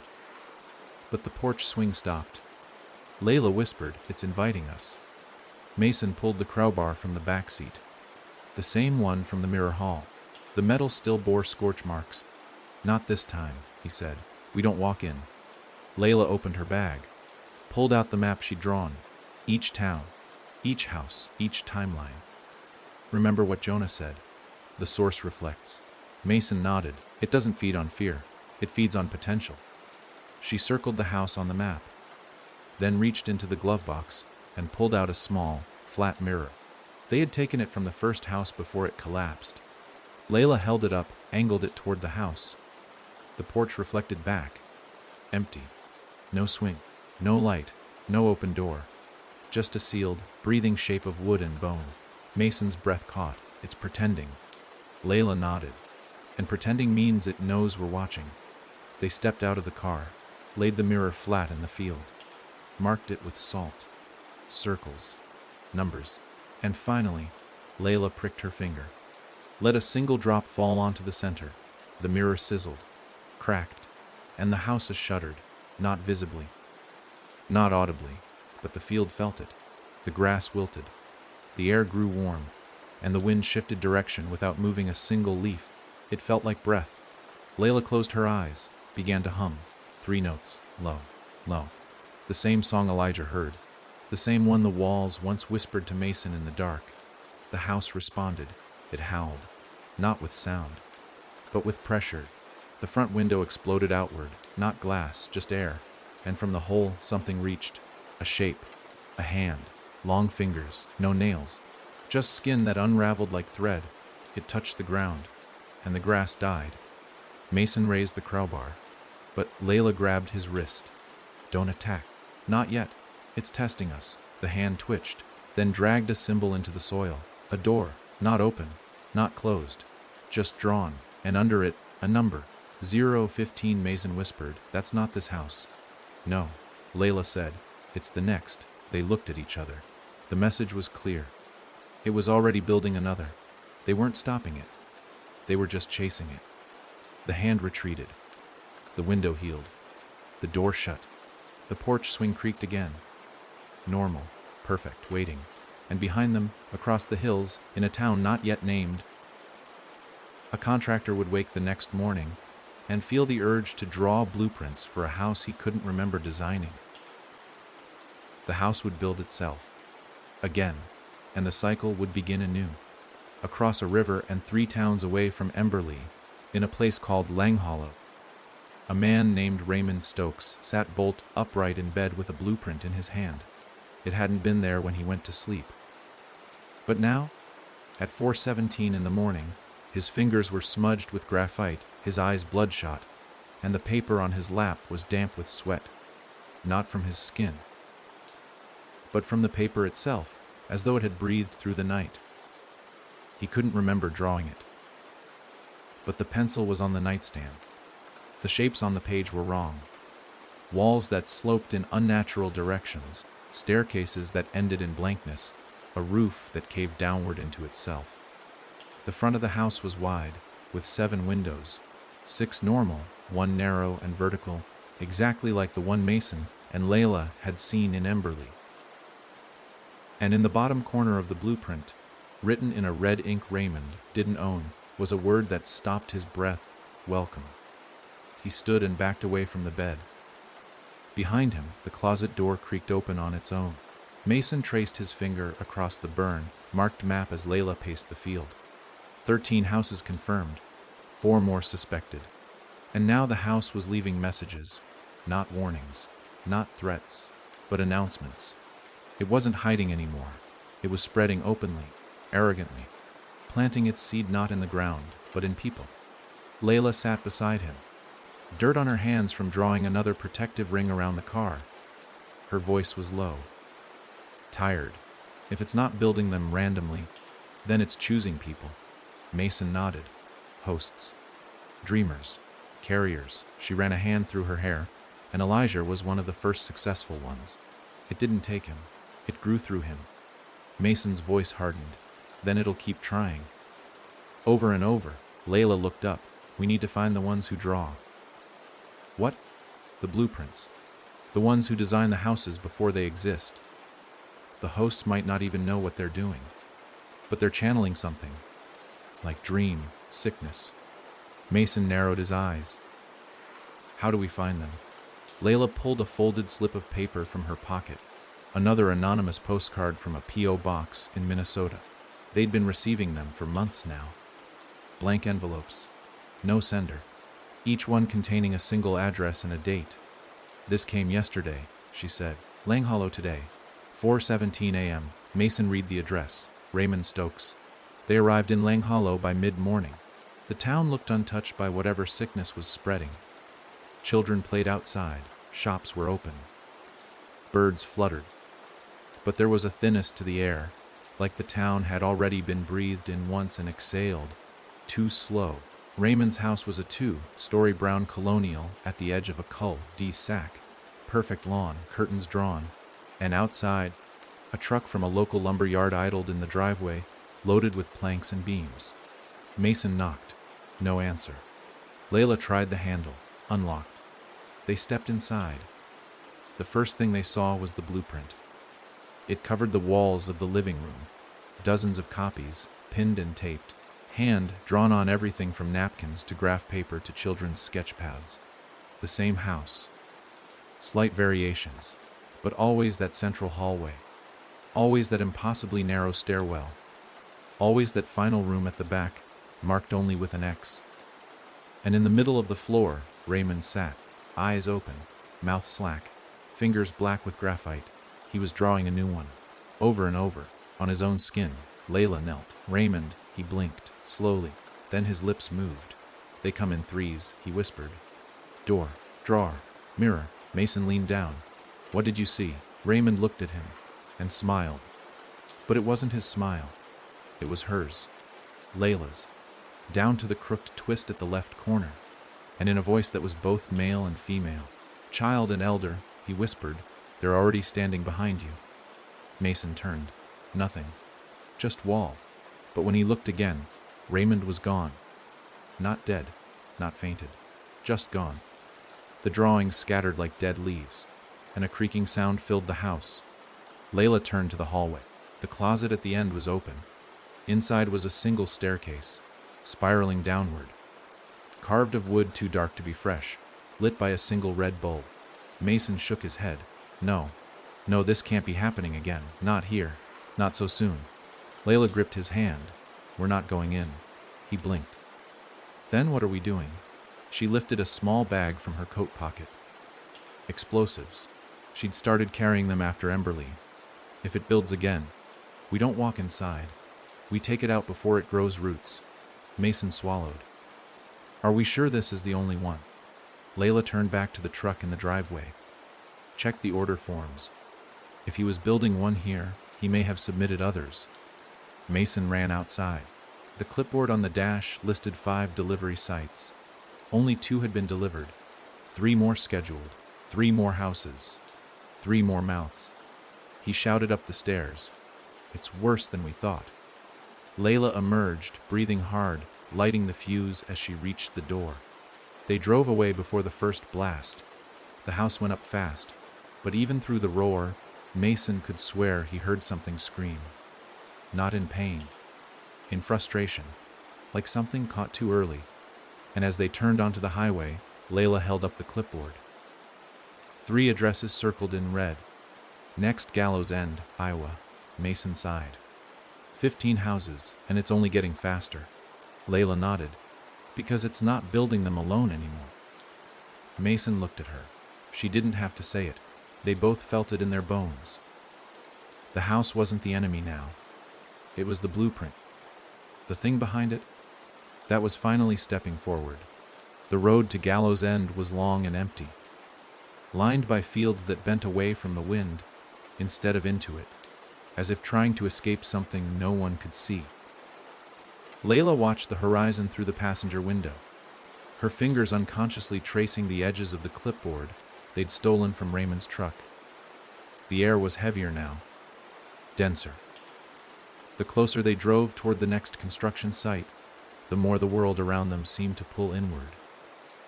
Colors dimming, sounds muffling, as though reality itself was bracing for what was coming. They arrived just past midnight. The new build stood in the middle of a wide, dead field. No neighbors, no streetlights. Just a half-finished house surrounded by skeletal scaffolding, beams twisted in angles that made no architectural sense. The structure was wrong, in the same quiet way a broken neck is wrong. Barely noticeable until you realize something that once moved can't anymore. A single lamp flickered inside. No workers, no generators, no signs of recent construction. And yet, the smell of fresh sawdust clung to the air. Mason parked the car far from the site and killed the engine. Neither of them spoke. They hadn't needed to in hours. The silence between them was no longer avoidance. It was survival. Words had weighed out here, and the wrong one might wake something that hadn't decided to move yet. Layla pulled out the map and a pencil. She circled Gallows End. Beneath it, she wrote one word. Awake. They stepped into the field, flashlights off. The moonlight was enough, and the closer they moved, the more the structure seemed to twitch. Not literally, but in suggestion. Like the house was flexing in the corner of their vision, waiting for them to blink. They didn't blink. They stepped onto the porch. New wood. Not even sanded. Layla reached for the doorknob. It turned before her fingers touched it. The door creaked open. Mason whispered, "It's learning our rhythm." She nodded, "Or it's setting its own." Inside, the house was unfinished. No paint, no insulation, just beams and nails and dust. But in the center of the living room, carved directly into the subfloor, was a symbol they'd seen before at the pit beneath the collapsed nest. The spiral. Not just any spiral. 3 of them nested together. Door. Mirror. Layla circled it with her flashlight. It's marking territories now. Mason knelt beside the etching. The lines weren't drawn. They were burned in. Still warm. That's when they heard it. Movement. Not upstairs. Not behind them. Inside the walls. Faint, deliberate steps. As if someone barefoot was walking sideways between the boards. The sound was slow. Careful. Drag, scrape. Drag, scrape. Layla lifted the flashlight and aimed it at the nearest wall. There was nothing there. But the sound moved. With the light. Mason's breath caught. It's not watching us. Layla turned to him. It's flanking. The wall beside her bulged. Not enough to break. Just enough to show that something was pressing from the inside, stretching the drywall like skin. Mason grabbed her hand. We move now. They backed toward the exit. But the door had closed. Sealed shut. No lock. No handle. Just flat wood. They were in its throat now. And it had decided to swallow. The bulge moved again. Faster. A long shape. Arm. Length. Elbowless. Dragging, it slithered along the inside of the wall, chasing the outline of studs until it reached the corner. Then it stopped. Layla whispered, "Behind you." Mason turned. Another bulge. Opposite wall. 2 now. The house had learned to divide. Layla pulled the small firebomb from her coat. No hesitation this time. Mason nodded. On 3. The walls shuddered. The bulges rippled. A whisper seeped from the seams in the ceiling. "Come closer." Layla lit the fuse. 3. She threw the bomb into the spiral on the floor. It landed with a soft thump. The fuse sizzled, and the bulges screamed. Not with sound, with pressure. Mason's ears popped. Layla fell to her knees. Then, the house ignited. But not like wood. It burned like bone, white, hot, quick, relentless. Mason dragged Layla through the back door, which had opened on its own. Finally, they stumbled into the field, coughing. As the house collapsed in on itself, no flames licked the sky. Just heat, like a furnace that had been sealed for years suddenly let loose. By morning, there was nothing left, not even ash, just a black spiral burned into the dirt. Layla sat on the ground, breathing hard. Mason watched the smoke rise and vanish, and then he heard it again. That same familiar creak. He turned. No house, just air. But something walked past him. No shape, no weight. But the grass bent beneath invisible feet. He didn't move. Neither did Layla. They waited, and the steps faded. She whispered, "It's not using houses anymore." Mason nodded. "It's using the spaces between drawers, closets, mirrors, walls." It didn't need full structures anymore. It just needed cracks. The breath between blinks. The pause between thoughts.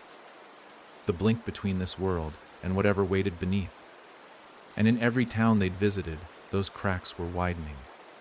That night, they stayed in a motel, room 4, nothing strange, no voices, no moving shadows. But as Mason stepped into the bathroom to splash water on his face, he noticed something. The mirror was fogged, even though there was no steam, and written in the condensation, slowly appearing, were 2 words still building. By morning, the motel room mirror was clean. No fog, no message. Just Mason's reflection staring back with more hollowness than sleep could ever fix. He'd woken 4 times in the night. Not from dreams, but from pauses in the dark. Moments where the stillness was so absolute, so precise, it felt like the air around him had frozen in mid-breath.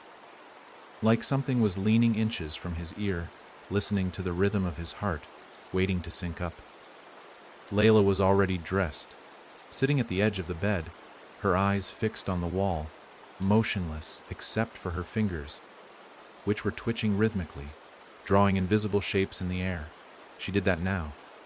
In every town, every motel, every gas station, as if the symbols had embedded themselves into her skin and were now bleeding outward. "We're not done," she said. Mason sat up, rubbing his face. "Didn't think we were." Layla didn't look at him. "It's not just the houses anymore. They're a symptom. The cause is moving." "What do you mean?" She finally turned. Her voice was distant, careful. "It's not fixed to one place, not even to one town. It's spreading through behavior, thought, expression. It's hijacking people's imaginations, turning design into infection." Mason frowned. "You mean people dreaming houses into existence?" Layla nodded. "And worse. They're not even aware they're doing it." She held up the latest anonymous letter they'd received. Handwritten, unsigned, in pencil on the back of a hardware store flyer. A name, a town, a set of measurements written in inches. Walls 9 feet by 12 feet, hallway length 33.6. Materials bone, silence, glass. Beneath it, Calvale, Tennessee. They reached Calvale just before dusk. The entire town was under renovation. Everywhere they turned, someone was building something. A porch, a fence, a doghouse, a new shed. But none of it followed logic. Walkways that ended in nothing. Windows pointed toward brick walls. Chimneys with no fireplaces. Mason parked the car in front of the local diner. Layla whispered, "This isn't a nest." He nodded slowly. "It's a hive." They walked the streets. People greeted them with the same detached politeness they'd seen in Ravenshade, in Emberley, in Gallows End. The same wide smiles, the same long silences before answers. But something was off. More off than usual. It was the children. They weren't speaking. They weren't playing. They were drawing. Every single one of them. Sidewalk chalk, pencils, sticks in the dirt, and not happy sons or animals. They were sketching floor plans, doors, rooms that stretched too far, windows that had no outside. Layla knelt beside a girl no older than 8. "Hi there," she said softly. "What are you making?" The girl looked up. Her eyes were pale. Not blind, just tired, and in a flat voice she said, "Making what it told me to." "Who?" The girl blinked. "The space." Layla didn't move. "Where is the space now?" The girl pointed to her drawing. A long hallway. At the end of it, in perfect pencil strokes, a door with no knob. And on the door, a number Sauser 17. Mason cursed under his breath. "That's this town." Layla nodded. "We've been following its footprints." He added, "But now we're walking through its mouth." They drove to the address from the letter. It wasn't a house. Not exactly. It was an old barn on the outskirts of Calvile, supposedly abandoned. But the ground around it had been freshly dug. A trench circled the building like a moat, filled not with water but broken beams, furniture, shattered glass. Mason stared. "It's marking territory." Layla stepped over the debris. "No, It's shedding skin. Inside, the barn had been hollowed out, nothing left of the original structure. The wood beams had been rearranged into a spiraling wall pattern, like vertebrae coiled into a nautilus. The center of the spiral held a chair, and in that chair sat a man, alive, but only barely, thin, translucent skin, lips moving with no sound. Layla leaned in, he was whispering. She knelt beside him, her ear almost to his mouth. Then she recoiled. He's reciting measurements. Mason checked his pulse. It was there, but slow. A rhythm of numbers and angles and materials. Is he building it? Layla nodded. But in language, it wasn't blueprints anymore. It was scripture. The house had gone viral, not in structure, but in idea. She turned to the spiral wall, ran her fingers along the grain. It's infected thought, and he's the carrier. Can we stop it? She didn't answer. Instead, she pulled a mirror from her bag and held it up to the man's face. For a second, he had no reflection. Then the mirror cracked, just slightly. Hairline, but enough. The man stopped speaking. His eyes fluttered. Then, for the first time, focused. He looked at them and mouthed one word: run.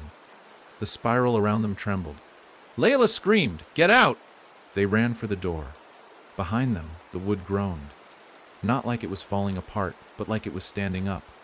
The spiral moved, began to close. Not collapsing. Curling inward, like it was wrapping itself around something. By the time they reached the car, the barn had folded in half, not splintered, not burned, just vanished. Replaced by a wide, flat circle of perfect dirt. No debris, no smoke, no evidence, just silence. Layla collapsed into the passenger seat. Mason stared ahead. Did we kill it? She shook her head. No. She opened the letter again. There was another line on the back they hadn't noticed before. Handwritten. Fresh, as if it had appeared while they were inside. Architect confirmed. Nest 18 initiating, and beneath it, a new town, Drescher's Hollow. ETA 13 hours. Mason's voice was hoarse. It's not waiting for us anymore. Layla's hands trembled. No, she whispered. Now it's leading. The road to Drescher's Hollow looked like it had been carved through time, not dirt. Trees arched over the asphalt like ribs, gnarled and quiet, their bark flaking like dried skin. The GPS on Layla's burner phone blinked once, then died. Every road sign after that either had the name scratched out or turned completely blank. Mason didn't bother asking how much farther.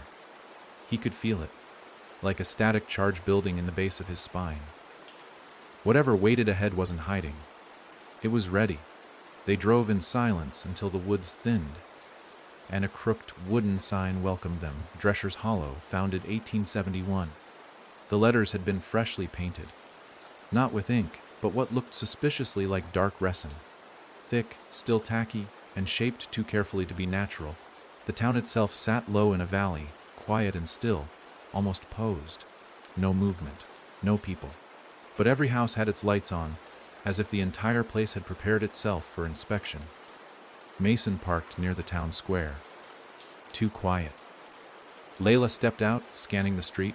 Too clean. Everything was wrong in that subtle, invisible way they'd learned to spot. Sidewalks without cracks. Grass trimmed to an unnatural uniformity. Not a single leaf out of place. It wasn't a town. It was a showroom. A presentation. Like the house, or whatever lived inside it, had decided to seduce them this time instead of scare. Then the church bell rang one note. Sharp. Precise. They both froze. It rang again. Then again, 17 times. Mason clenched his jaw. 17.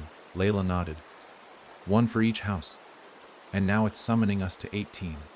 The bell stopped, and across the square, a door creaked open. A woman stepped out of a house with a red roof. She wore a white dress that moved too slowly in the breeze, like she wasn't walking through air, but something thicker. Her face was blank, but her eyes followed them, unblinking. Visitors, she said in a voice that echoed too far.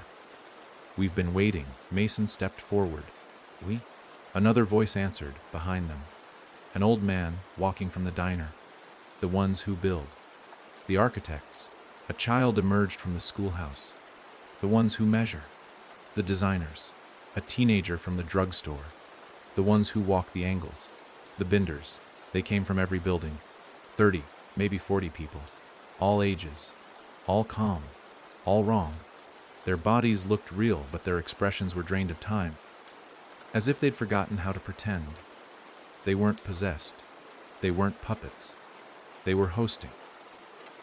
The woman in white pointed to the road behind them. "You've been chasing the house." She gestured to the one at the top of the hill, alone and dark. "But now you've caught up." Layla stepped forward, voice steady. "That's number 18. The woman nodded. "And it's awake." The crowd parted, letting them pass. No one followed, just watched. The silence was worse than threats. The walk up the hill took minutes that felt like hours. The wind shifted with each step, rising and falling like breath. Mason's heartbeat matched it. Every step on the gravel drive sounded like it echoed through a tunnel of bone. The house loomed ahead, not tall, not grand, just right. Too perfect. The windows stared back. The front door was open, black as ink inside. Layla whispered, "It's not going to trap us." "No," Mason asked. She shook her head. "It's going to show us everything." They stepped inside. No fire. No tricks. No illusions. Just a long hallway with mirrors on both sides. And in every mirror, a different version of themselves. Some younger. Some older. Some not human at all. In one, Mason saw himself with black veins crawling down his face, mouth sewn shut, eyes weeping tar. In another, Layla held a baby with no face. Just a door where the skull should be. Each step showed them a different life, a different possible ending. At the end of the hall, a spiral staircase descended, lit by blue fire. They descended, no hesitation, no whispering voices this time, just truth. The spiral opened into a chamber carved from root and clay. Every wall pulsed, alive and listening. At the center sat a table, and on it, a blueprint, the final house. Mason reached for it. Layla stopped him too late. His fingers brushed the edge, and in a blink, the chamber vanished. They stood in a white room, empty, silent, alone, but not really, because they could feel it. It was here now. All around them, inside them, the house. The source. The idea that had infected 100 architects before them, and now wanted to finish what it had started. A voice filled the space. Not loud, not harsh, just calm. "Tired, you have walked the halls, burned the nests, smashed the mirrors, you think you chase us. But we have always been inside you." Layla whispered, "Then why bring us here?"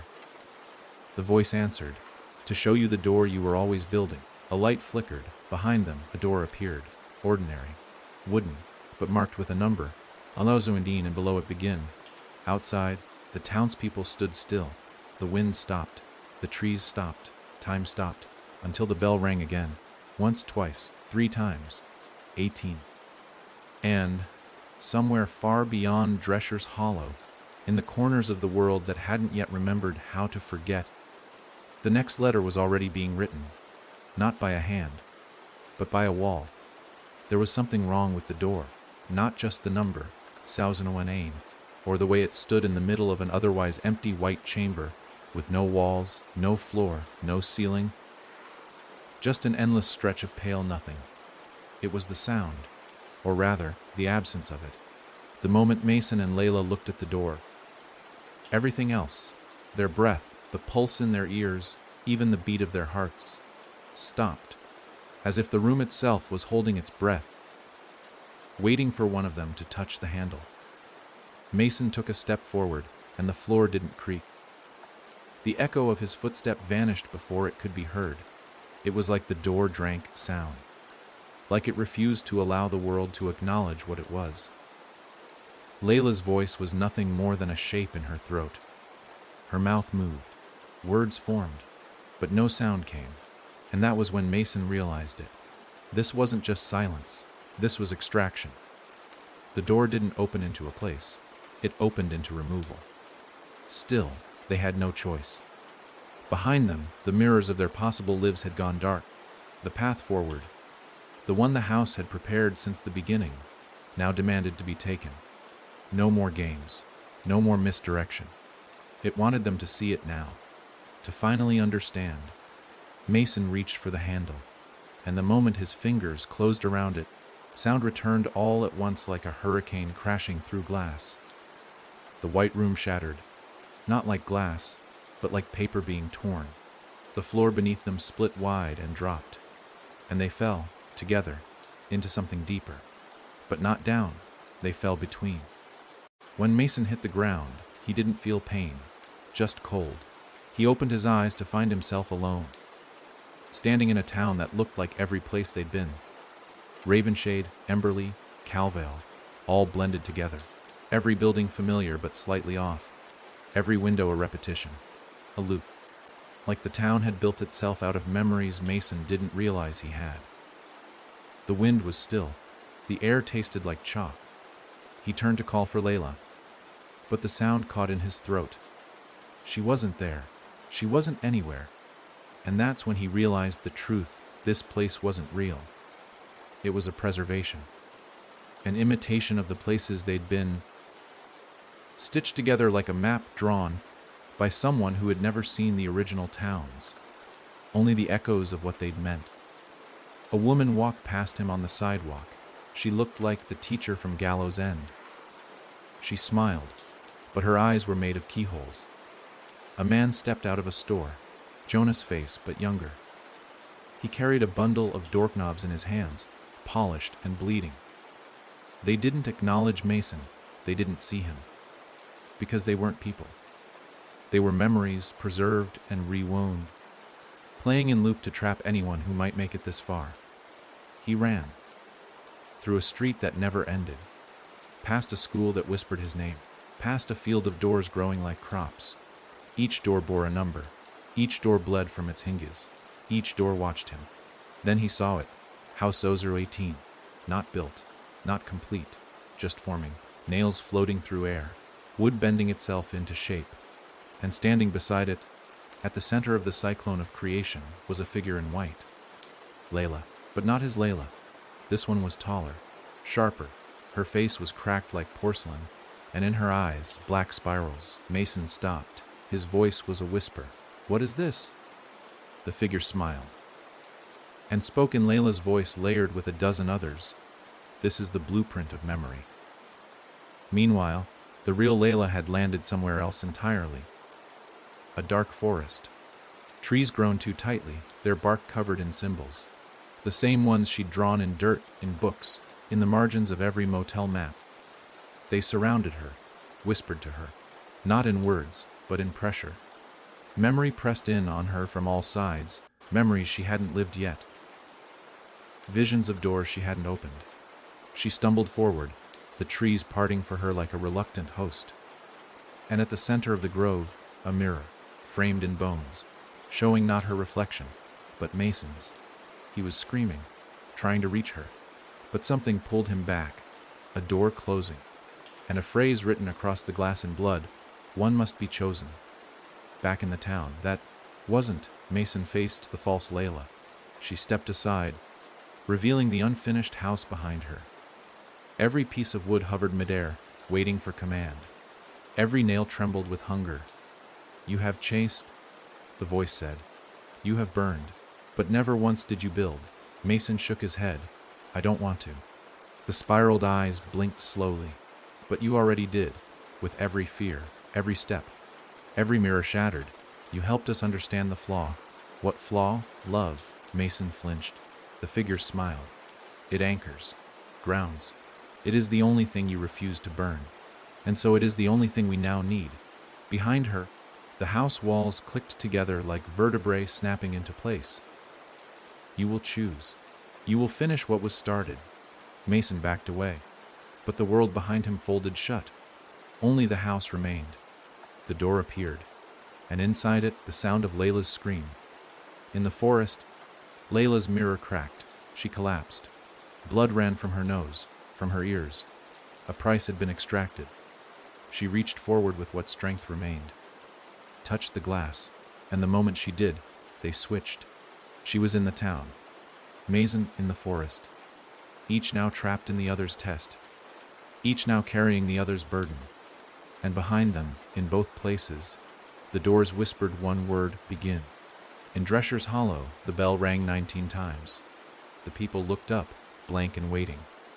The sky darkened, and from the earth below, new houses began to breathe, not grow, not rise, breathe, as if they had lungs now.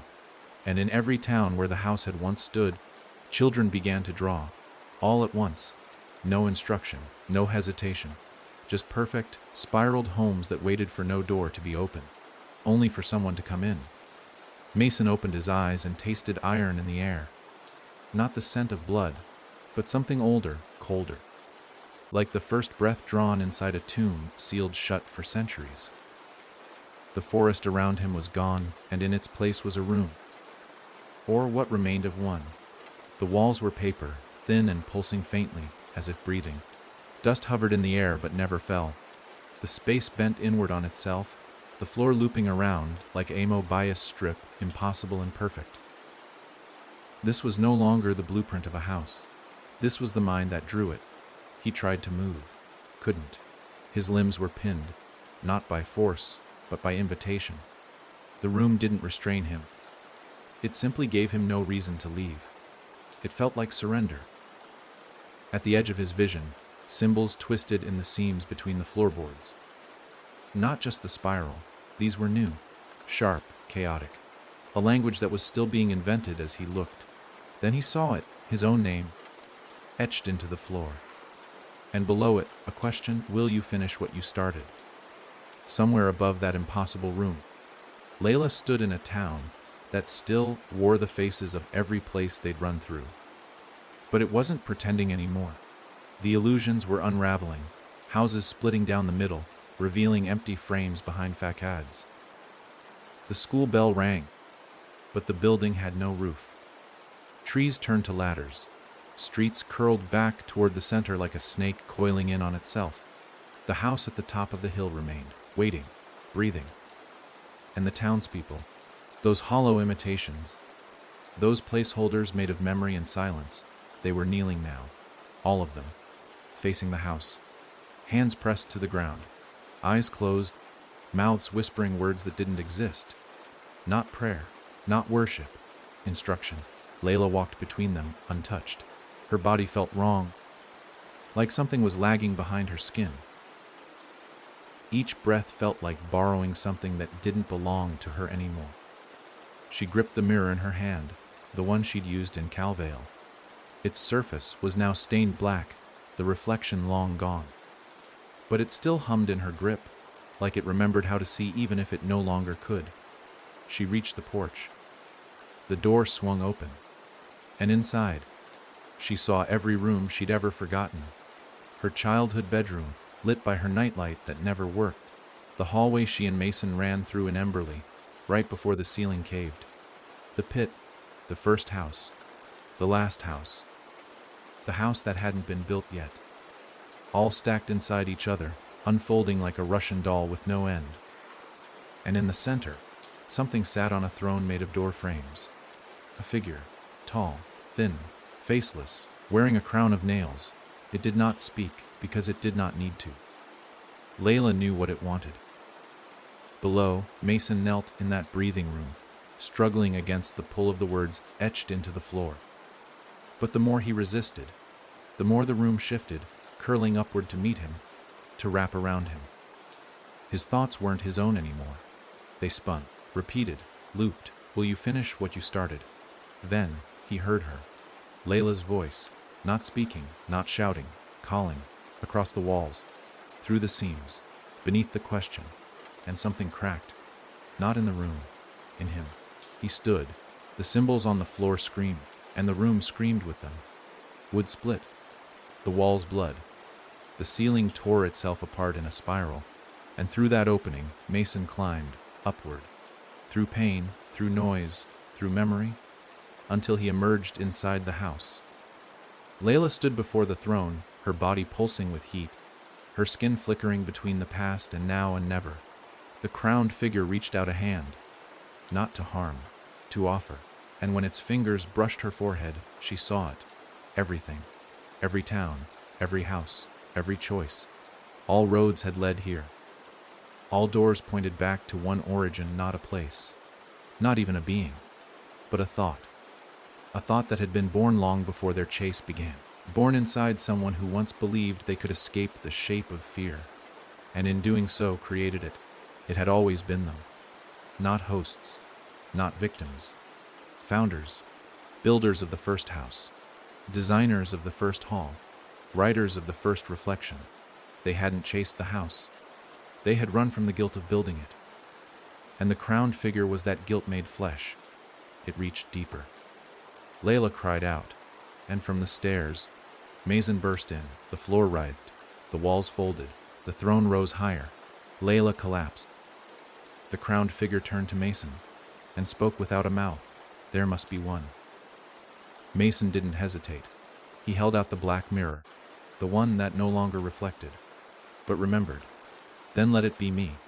The crowned figure touched the glass, and in that moment, every door in every town slammed shut at once. Every house burned without fire. Every drawing stopped mid-line, and the townspeople of Drescher's Hollow fell asleep where they stood. The mirror shattered, and so did the throne. And the crowned figure, gone. Gone like a breath exhaled for the last time. They woke outside the town. No houses, no people, no roads. Just grass. Wind and silence that felt earned, not extracted. Layla held the mirror's broken pieces in her lap. Mason sat beside her, the name still burning into his palm. They didn't speak, because they didn't need to. The house was gone. But something in its place still lingered. Not dangerous, not watching, just waiting. Like the blueprint had been wiped clean, and now the paper was blank again. Waiting for the next architect. Layla stood, Mason followed. And as they walked away, neither looked back. Because they understood one thing now, more than ever, the house was never just wood and walls. It was choice. It was guilt. It was the echo of every fear we try to lock away. And sometimes, the scariest thing isn't that the door opens. It's that we built it in the first place. They thought it was over. After Drescher's Hollow collapsed into silence and memory, Mason and Layla had walked for 2 days, not toward anything, but away from everything. No more maps. No more messages. The letters had stopped. The dreams had stopped. Even the spiral marks that had once haunted Layla's skin had faded like old bruises. It felt final, but nothing ever ends clean. They reached a small motel off Highway 77, one of those no-name roadside buildings flanked by a gas station and a vending machine that buzzed too loud. No receptionist. Just a key left in the mailbox with a sticky note, room 3. The air inside the room was stale. The bed sheets too clean. The kind of clean that made you suspicious. Mason dropped his bag by the door, cracked his neck, and said nothing. Layla sat on the edge of the bed, her fingers brushing against the fabric. That's when she froze. The stitching. She pulled back the comforter slowly. At the bottom corner of the blanket, a single spiral had been sewn into the threads, not printed. Stitched by hand. Perfectly tight. Tiny, but undeniably there. Mason stared at it. No, that's not possible. We destroyed it. The throne, the house, the architect. Layla touched the spiral and whispered, "We did." But something still remembers. He looked around. The walls were thin, peeling. The wallpaper curled like dried skin. But what struck him was the quiet. Not just lack of noise, but active quiet. The kind that made your ears ache. There was no wind outside, no cars passing, no crickets, no ticking from the old wall clock. Then, the floor creaked, not beneath them. Beneath the bed, Layla knelt, her heart racing. Mason stepped forward, grabbed her arm. "Don't." She looked at him. "We have to." She lifted the bed skirt. Nothing. Just a wooden floor, scuffed and worn. But then the wood breathed. It didn't bend or splinter. It expanded, like lungs filling with air. And then, slowly, a section of the floorboards lifted and shifted aside, revealing a crawlspace that wasn't supposed to be there. Inside, stairs. Going down. Again. Mason backed away. No, I'm not doing this again." Layla didn't answer. She was already kneeling, her breath shallow, because something was rising from the crawlspace, Not a figure, not even a shadow, a sound. 3 knocks. Soft, steady, from below, not random, not curious, summoning. Layla whispered, "We didn't kill it. We just reset it." Mason stared at the spiral on the blanket. What if that wasn't the final house? What if Drescher's Hollow was just another step? Layla stood. Then we're standing at the top of the next one. They packed in silence. There was no discussion, no dramatic resolve, just the weight of inevitability pressing down on them. They couldn't run. They couldn't pretend. As they stepped outside, the sky had turned slate gray, even though it was barely past noon. The clouds churned in place, low and heavy. Something in the air felt watched. They passed the motel office. Still no one inside. But on the bulletin board by the door, tacked between a coupon for car washes and a handwritten note about a lost cat, was a new postcard. No name, no address, just a symbol. A door, drawn in pencil, perfectly rectangular, and inside it a mouth, open wide, with rows of staircases instead of teeth. Layla turned the card over. 2 words. "You listened." Mason looked around. A man was standing at the edge of the gas station. Still, motionless. Dressed like a mechanic, face blank. But in his hand a roll of blueprints. He waved them slowly in the air, then turned and walked into the woods, disappearing between the trees like smoke. Layla swallowed hard. He's not drawing for himself. He's delivering. Mason closed his eyes. Then someone else has already started building. They followed the mechanic's path. The woods grew dense. Trees tangled like old veins. The deeper they walked, the older the forest seemed. There were no sounds, no animals. Just the soft thud of footsteps on loam and the growing sense that they were not the first to walk this path. An hour in, they found the clearing, and in the center a skeleton of a house. Barely framed, no roof, no doors, just beams, raw, fresh, damp with morning dew. But it wasn't the structure that stopped them. It was what hung from the top of the framework. A figure. Not dead, not alive. Suspended by ropes made of blueprint paper, bound around his chest and arms, mouth gagged with measuring tape. His eyes were wide open, tears running down his face. On his shirt a name tag. "Hello, I'm Curtis," draftsman Layla rushed forward, but Mason grabbed her. "Wait. Look." Around the base of the beams, scribbled in white chalk, were dozens of spirals, circles upon circles, some tight, some broken. And written beside them, "If you free the hand, you finish the house." Curtis whimpered behind the tape. Layla looked into his eyes. He was pleading. Mason stared at the half-built home. It's using them now. Architects, builders, sketchers. People who don't even realize what they're drawing until it's already taken shape. She asked, "So what do we do?" "Either walk away and let it build," he said, "or cut him down and become the builders ourselves." The wind rose. Curtis moaned into the gag eyes filled with desperation, and the trees groaned. Layla stepped forward, knife in hand. Then everything went still. She sliced the paper ropes. Curtis collapsed. The wind screamed. And somewhere beneath the dirt, a door opened. Not one they could see, but one the ground remembered. Curtis gasped, sobbing, clawing at the earth. "I didn't mean to," he choked. "I was only copying a sketch. It was just an idea." "I thought it was just a concept!" Layla helped him up. Mason asked, "What happens now?" Curtis looked at them, face pale with horror. "You woke it up. You woke up the foundation. It doesn't want mirrors anymore. It wants roots." Layla turned to Mason. Her voice was barely a breath. "It's not building above anymore." She stared at the dirt. "It's building down." That night the motel burned to the ground. No one claimed to have seen who did it.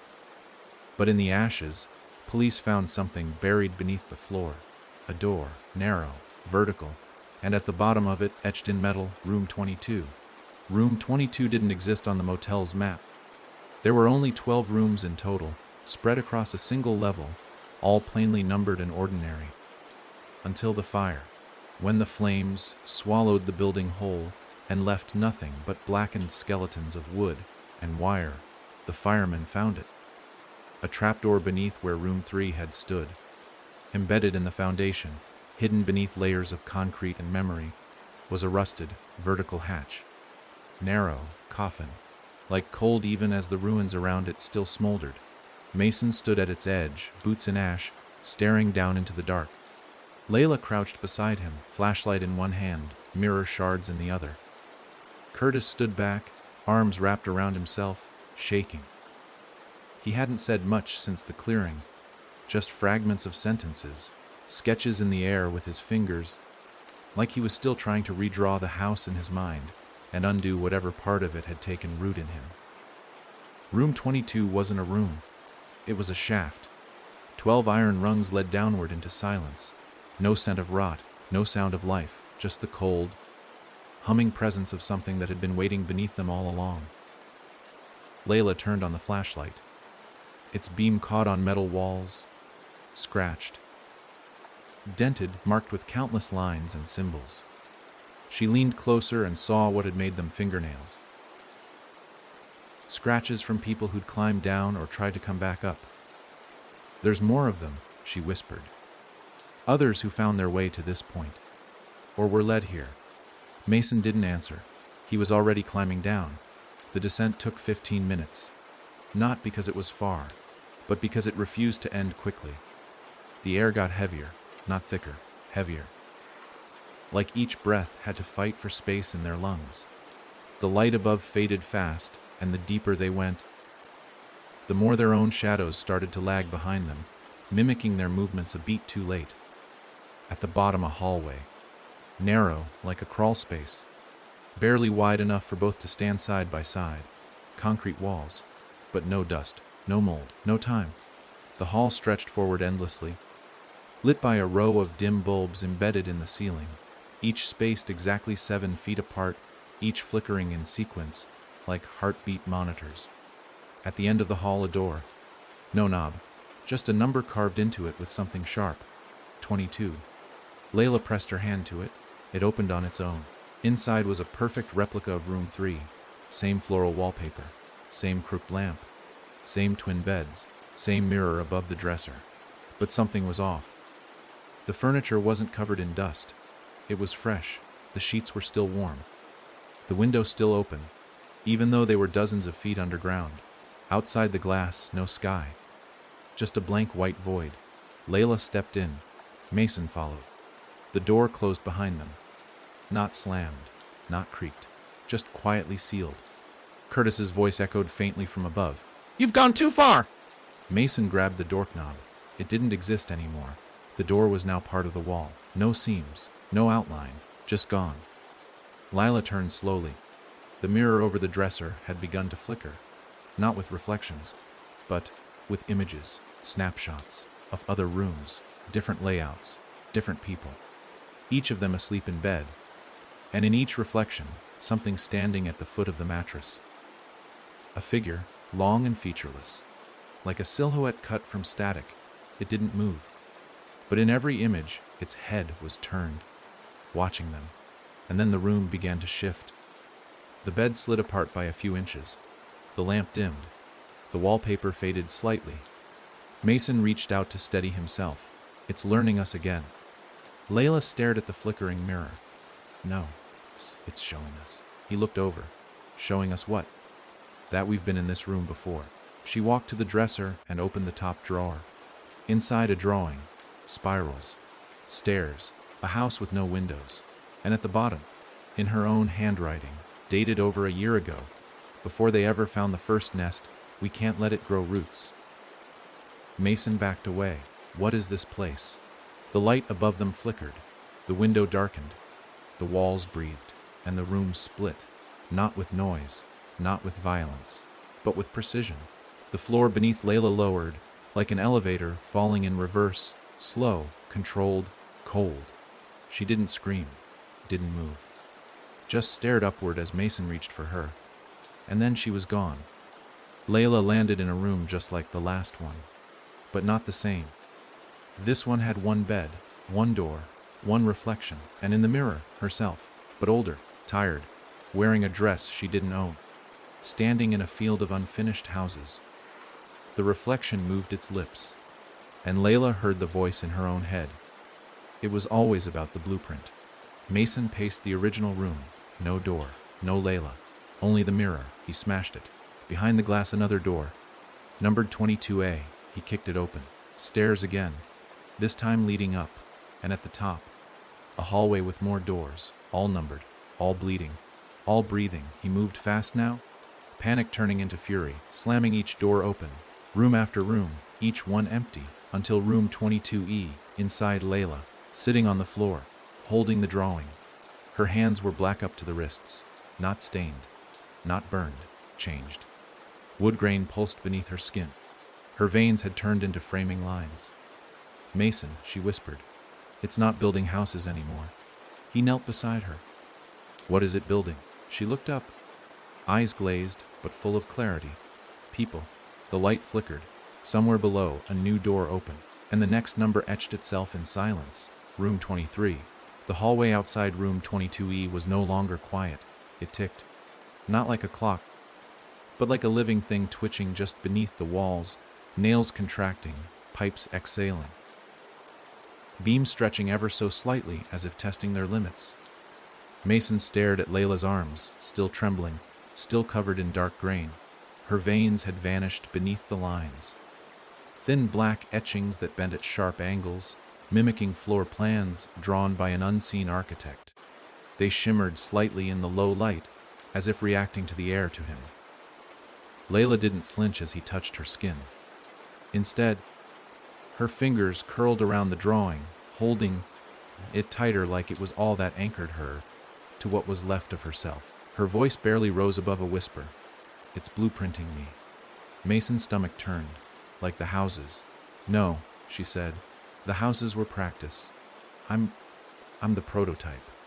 He looked around the room, room 22E, and only now noticed the furniture had grown into the floor. The bedposts were fused to the hardwood, the chair legs rooted into the wall like vines. Even the mirror had melted slightly around its edges, becoming part of the room, indistinguishable from its surroundings. This wasn't just a room anymore. It was aware. Mason helped her to her feet. Her legs buckled at first, but then she steadied herself. With a deep breath, she said, "We need to find room 23. He wanted to argue, to rest, to breathe for just a moment. But he knew better.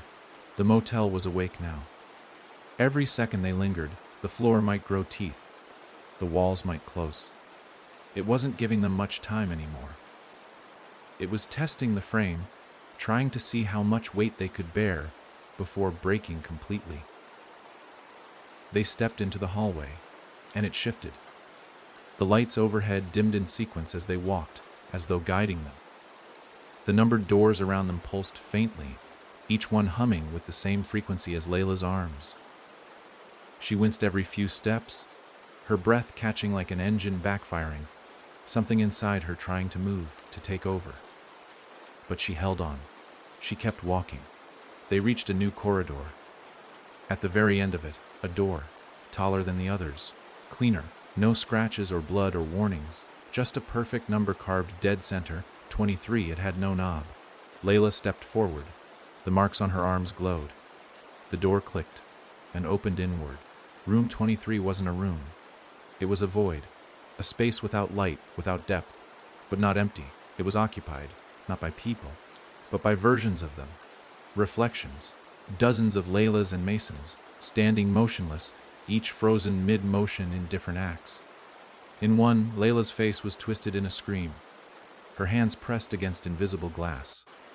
In another, Mason was kneeling, blood pouring from his ears. Others were far worse, warped forms that barely resembled humans anymore, stretched across unseen angles, bent like failed sculptures. Mason whispered, "Are these," Layla finished the thought, "iterations?" A whisper rode the air, not spoken aloud, but pressed into their thoughts. Every builder draws more than once. They moved deeper into the room, the floor soft beneath their feet. Not carpet, not wood, but something in between. Like walking on the back of a giant creature holding its breath. Suddenly, the versions around them began to move, each flickering like a bad signal.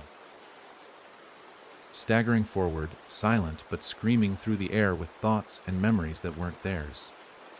Layla clutched her head, falling to her knees. They were feeding on her, not physically, but emotionally, extracting moments, her fears, her guilt, her blueprints. Mason reached for her. The moment his hand touched her back, all the versions stopped. Frozen. Watching. The silence was deafening. Then, from the far wall, a ripple. And a new figure stepped forward. Not a version, not a mimic, but something else. It looked like Mason. It wore his face. But the eyes were too clean, too focused, and in its hand it held a rolled parchment. The final blueprint. It unrolled it at their feet. Mason stared down. The paper wasn't just a layout, it was alive. Lines slithered, rooms shifted. Stairs rebuilt themselves in loops, and at the center of it all, a heart. Not metaphorical, a literal, pulsing heart, connected to every room, beating through the walls, through the halls, through them. Layla's voice cracked. It's not building places anymore. Mason whispered, it's building a system. A living structure. She nodded. And we're the ones it's modeled it on. The figure smiled and pointed at the blueprint. You've been chosen. Suddenly, the floor split open. A spiral staircase descended, lit with soft amber light, beckoning, not threatening, inviting. Mason looked at Layla. We don't have a choice anymore. She didn't argue. They stepped onto the stairs. Each step pulsed with their heartbeat, and as they descended, they saw things along the walls, etched in fine lines, moments from their lives. The motel room where they found the first letter, the hallway in Emberley, the pit in Ravenshade, the man in the spiral mirror. But there were more, places they hadn't seen yet, rooms numbered in the hundreds, thousands, each one alive, each one waiting. They reached the bottom. Another door, this one wide, rusted, and breathing. No number. Just a phrase carved into the frame. What you build will remember you. Mason reached out. Before he touched it, he asked Layla, do you want to stop? Her answer was quiet, honest. I don't think we ever could. The door opened, and inside, they saw it, a full-scale model of the next town. Walls still in motion, people in silhouette flickering in place, children drawing spirals on sidewalks, houses breathing, and in the middle of it all, an unfinished house, awaiting blueprints, the heart of the system. And it beat faster as they stepped inside. The room welcomed its builders, and closed the door behind them. There was no floor when the door shut behind them, no wall, no ceiling, no sound. Only weightless dark, thick like tar, pressing against their skin, folding into their lungs with every breath. Mason reached out, but his hand disappeared into nothing, as if the space around him had consumed not just light, but shape. Layla wasn't beside him anymore. She hadn't fallen or moved. She had been peeled away, taken softly, like the way skin separates from bone in slow decay. This was not emptiness. This was intent wearing the mask of void. Then a single sound split the dark. Not a voice, not a knock, pencil on paper. A dry, deliberate scratching. The sound of a line being drawn with no end in sight. Mason turned, or thought he did, and found himself standing in a room with no corners. The walls bent slightly inward, just enough to feel like a throat closing. He was alone, but the scratching continued, now louder. It echoed not from one place but from everywhere, looping in waves, overlapping until it sounded like 1,000 hands, sketching frantically in every direction. The air tasted of eraser dust and ash. A desk materialized in front of him. Plain, wooden, familiar, just like the one in his childhood bedroom, back before he'd known what monsters were, before he'd drawn his first spiral by accident in the margin of his notebook, and before the dreams began. On it sat a stack of papers. Blank, a pencil rested at the edge, then the whisper came. Begin. He refused. The paper remained still, but the whisper deepened, not louder, closer. Begin. Then, he saw Layla, not in front of him. Around him, projected like film onto the walls, her face twisted in pain. Her body slumped against a door numbered 24. Blood seeped from the cracks around her fingers as she tried to hold the handle shut, screaming without sound. The paper in front of Mason rippled. The pencil rolled toward his hand. "We will not kill her," the voice said, calm and final. "But she will be redrawn without you." He sat down. His hands moved without permission, line after line. Spiral, wall, door, room. The shape of a house took form. Not just any house, their house. The one they'd stayed in 6 towns ago. The one where Layla had said it felt like the walls were watching. The one with the crooked hallway and the mirror that cracked on its own. He was drawing it perfectly from memory that wasn't just his. As he drew the final window, the room exhaled. A wall folded away, and there it stood fully formed, waiting for him. House 24. Alive. Breathing. Pulsing with the same rhythm as Layla's broken sobs. Elsewhere, somewhere below or above or beside the place Mason had been, Layla lay curled on cracked tile. The number 24 burned into the door she'd braced herself against, glowing orange like molten metal. The room behind it groaned, clawing at her mind through the gaps in her thoughts. She wasn't alone. She felt it moving inside the walls, studying her, counting her breaths like beads on a rosary. Her fingers twitched. Her body no longer hurt. It hummed. The blueprint in her blood had activated. She looked down at her arm. The black lines had grown. Across her shoulders, her chest, her spine, pulsing in rhythm with the floor. A voice whispered to her, not the one from before. This one was female, familiar. Her own voice. "If he draws the door, you have to walk through it." She didn't ask why. She already knew. The house wasn't giving them a choice anymore. It was handing them a script. And now it demanded performance. Mason stood at the threshold of the newly drawn house. The front door opened slowly. Inside, not stairs, not hallways, not rooms, just Layla, suspended mid-air, her body frozen in a contorted pose. Eyes wide open, not dead, not quite alive, waiting. She hovered above a stone slab. Around her walls that shifted constantly, bleeding and healing in slow syncopated pulses. The floor beneath her bore a message. "You are almost ready." Mason stepped inside. The door closed. No click, no wind, just silence. He moved to her, but before he could touch her, the house responded. Not yet. The floor cracked. A new staircase unfolded from below. This one spiraled down into red. The walls around it throbbed with heat. From below, the scent of rust, wet soil memory. He turned back to Layla. She was still hovering, still blinking. Tears rolled sideways from her temples. But her eyes screamed one message: keep going. He descended. Each step felt heavier than the last. By the time he reached the bottom, Mason could barely lift his legs. The room at the base was circular, lined with bookshelves carved directly into the stone walls. Each shelf held one thing: blueprints. Thousands, some curled with age, some crisp and new, each labeled, some with numbers, others with names. He scanned them, heart thudding. One blueprint caught his eye, larger than the others, its edges singed, its paper stiff. The name at the top read Lila, Final Revision. He unrolled it. What he saw made him stagger back. Not a house, not a town, not even a system, but a person. Her face, her body, her bones replaced with staircases. Her spine shaped like a winding hallway. Her brain, a single room, doorless, walled with mirrors. She wasn't infected. She wasn't possessed. She was becoming the house. Behind him, footsteps. He spun. No one. But the blueprint was gone, replaced by a mirror, and in it him. Except the version reflected back wasn't afraid.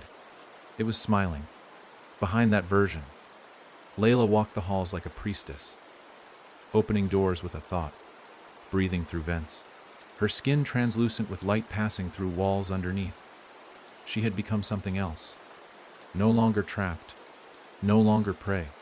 She was the house incarnate, and Mason's reflection leaned close and whispered, "Now draw her exit." The mirror melted. Mason screamed. And above, Layla collapsed from the air. The house moaned. A door opened, unmarked, unnumbered, drawn with blood, and beyond it, the architect waited. The door didn't look like the others. It bore no spiral, no number, No signs of wear. It was flawless. A perfect slab of onyx, polished so finely that Mason could see his reflection even in the flickering light. His face looked wrong in the surface, blurred at the edges, stretched like the glass wanted to forget him the longer he looked. Behind him, Layla was stirring, no longer floating but not quite standing. Her eyes fluttered open slowly, and when they locked on the door, she recoiled instinctively. She didn't know what was behind it, but something inside her, something deep, remembered. She whispered, voice cracked and dry, "We weren't supposed to reach this." Mason glanced back. Then, why lead us here? Layla stood fully now, still trembling, the blueprints pulsing beneath her skin with each heartbeat. It didn't lead us. We built toward it. Every step, every choice, we made this door. It opened before they could touch it. No sound, just the absence of resistance. And beyond it, light. Not warm, not blinding, white. Flat, uniform, an endless white room stretching in every direction. There were no walls, no horizon. Just white, and in the center, a single table. Simple, wooden, carved with symbols they couldn't understand, but recognized, because they'd seen them carved into the flesh of the first drowned body in Ravenshade. Painted on the school walls in Emberley, etched into the frost on the window in room 12. Atop the table a scroll, laid open, not written in ink, but blood, fresh, still glistening. Layla approached first. Her feet left no prints on the white. She hovered her hand above the scroll and froze, because she could feel it breathe. Mason joined her, eyes narrowing at the text. It was a diagram, a life broken into parts. Rooms instead of memories, stairs instead of growth, a body reduced to architecture. At the bottom of the scroll, a signature, the architect. Layla whispered, "Is it a name or a title?" Before Mason could answer, something shifted in the white. Not an object, not a person, just the idea of movement. A ripple, and then, across the table, it appeared. The architect. Neither man nor woman. Neither tall nor short. A silhouette formed from unfinished thoughts. Their skin was smooth, seamless, not made of flesh, but of paper. Wrinkled in places, tearing in others. One hand was a compass. The other, a drafting pen. No mouth, no eyes, just presence. Layla took a step back. Mason stepped forward. And the architect tilted its head as if acknowledging a completed design. Then it did something they didn't expect. It bowed. Slowly, reverently. To them. Layla's voice cracked. Why? From behind the architect, hundreds of doors blinked into existence, surrounding the white space like teeth. Each door bore their names. Different styles, different languages, some written in blood, others etched in metal. The architect raised its compass hand and pointed to the scroll. Mason stepped closer, reading the final line at the bottom. 5 words, one must become the house.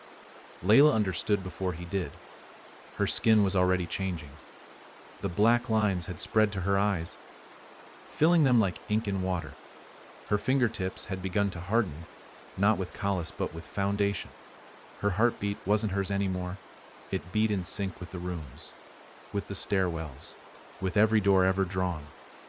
The architect waited, not pressuring, not demanding, just watching, because this was always the plan, not to trap them, not to kill them, to hand it over. The house needed a new mind, a new dreamer, a new keeper of the spiral. Layla fell to her knees. I can feel it. It's asking for permission. Mason grabbed her shoulders. Then say no, we can burn it. We've done it before. Tears streamed down her face. No, Mason, we never burned it. We fed it. Every time we thought we destroyed it, we added another room. Another memory. She looked around at the doors. All this time, it didn't want to chase us. It wanted to be us. The architect stepped aside. Behind it, an unfinished doorway, wood unpainted, frame exposed. No door yet, no spiral, no handle. Waiting for her. Layla looked at Mason one last time. This was always me. He shook his head, furious, helpless. No, we find another way. We destroy the architect, but she smiled. Not sadly, peacefully. Mason, I am the architect. And with that, she walked through the frame. The the doorway sealed shut behind her. Silently. Finally, the white space vanished. Mason blinked and found himself alone, standing in a small, dark room, a motel bathroom. His reflection stared back at him in the mirror. On the wall behind him, painted crudely in black marker, were the words she drew the final line. Outside, the world continued. The town's rebuilt. People woke without knowing they'd ever slept. The drawings stopped appearing. The spirals faded. Children forgot the shape of fear. And beneath it all, beneath every building, every town, every home, Layla breathed, not as a prisoner, not as a victim, as foundation, watching, waiting, building. Because the house didn't die. It just found a new dreamer, a new blueprint, a mind strong enough to carry everything. And in a small, forgotten corner of a gas station wall, someone sketched a perfect square. Inside it, a door, and below it, a name, Room 25. It appeared overnight, not with thunder, not with fire, just there. The next morning, drawn neatly on the brick wall of a forgotten gas station at the edge of Galloway County.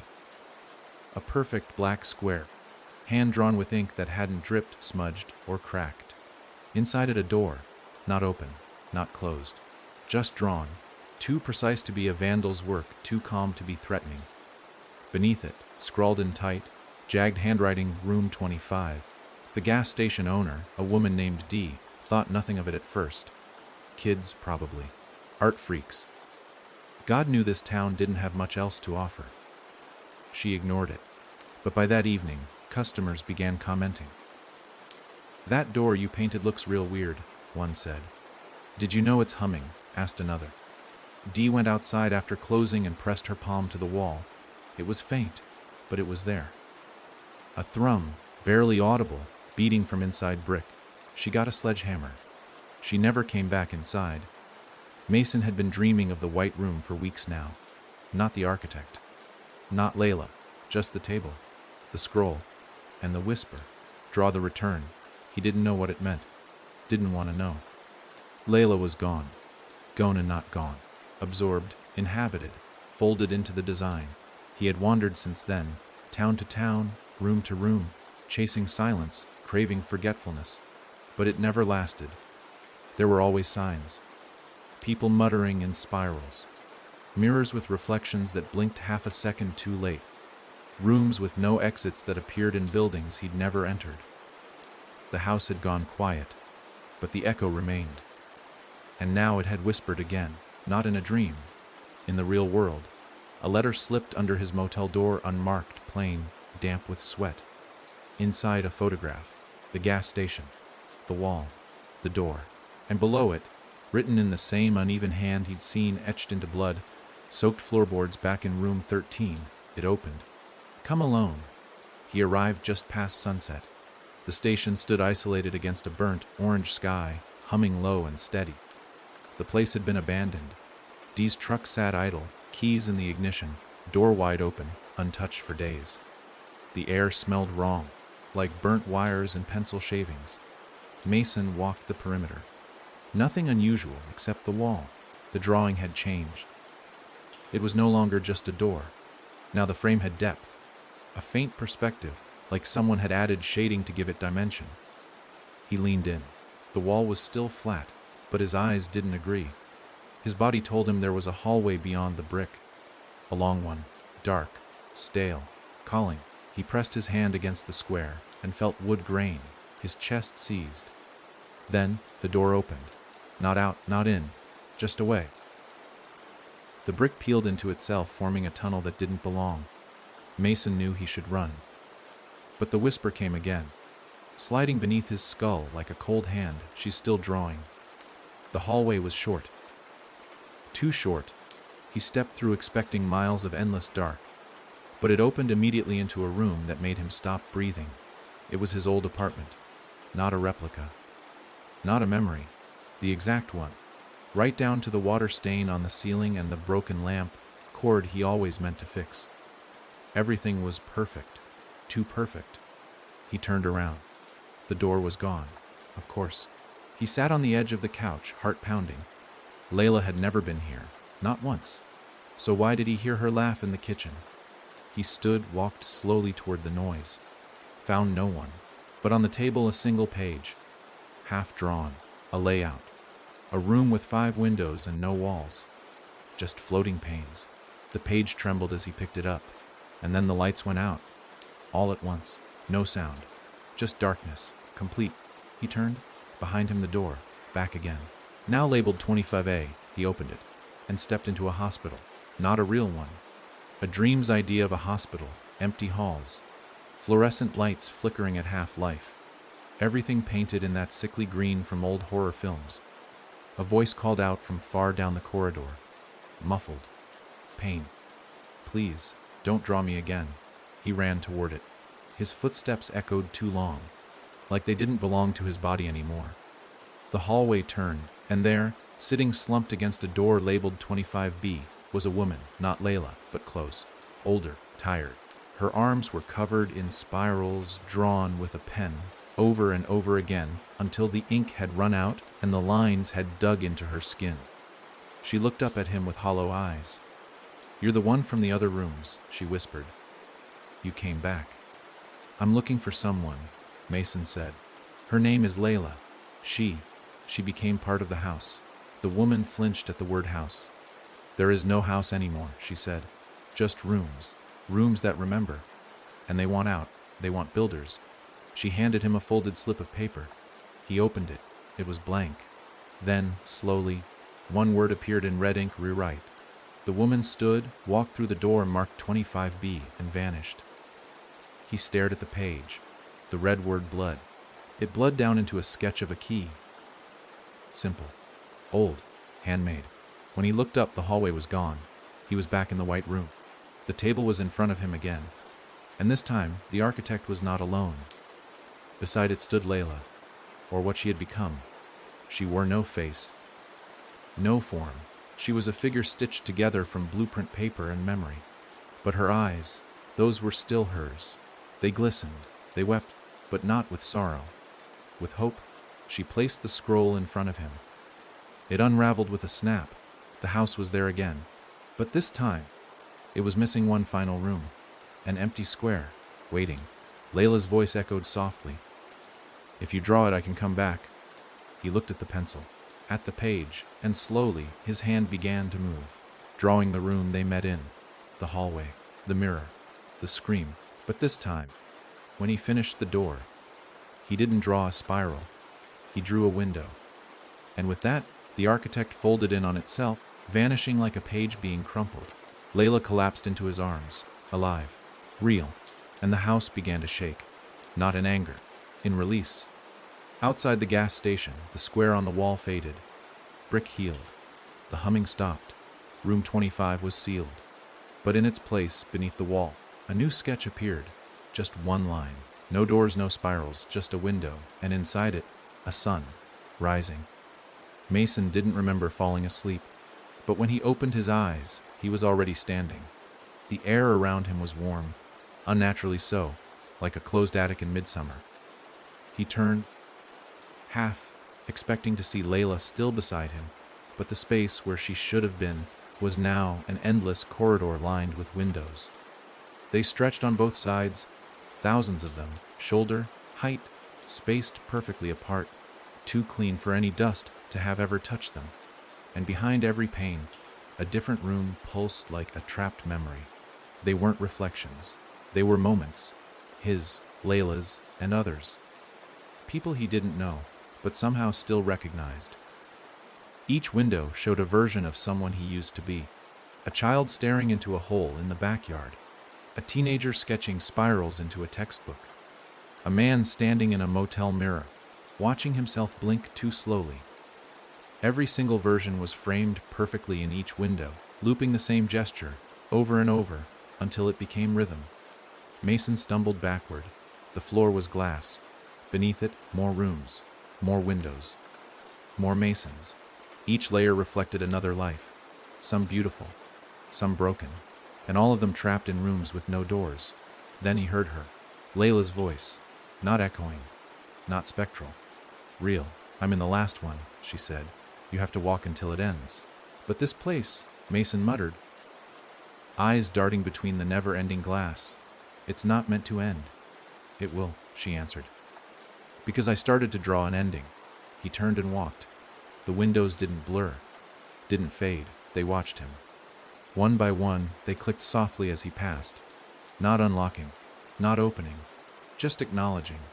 The corridor felt longer with each step, the air thicker, the heat rising.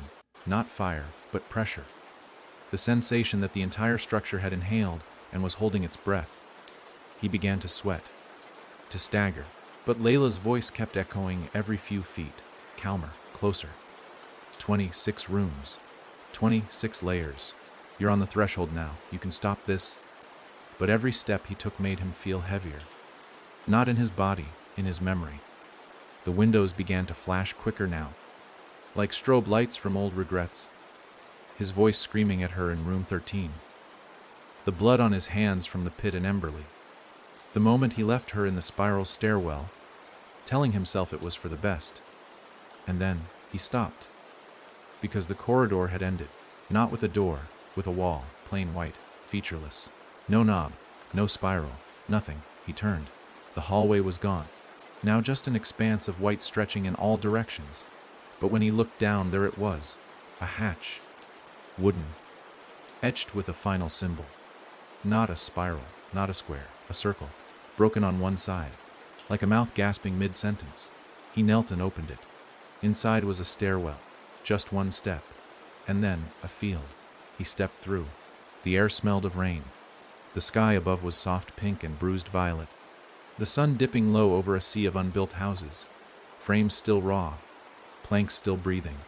Nails suspended mid-air, waiting to be driven. Layla stood in the middle of the field, barefoot, smiling. But behind her something rose. Not a shadow, not a monster, a structure. A house that wasn't meant to be. It shimmered, not with light, but with memory. Each wall a story, each window a mistake, each room a scar. And Mason recognized it.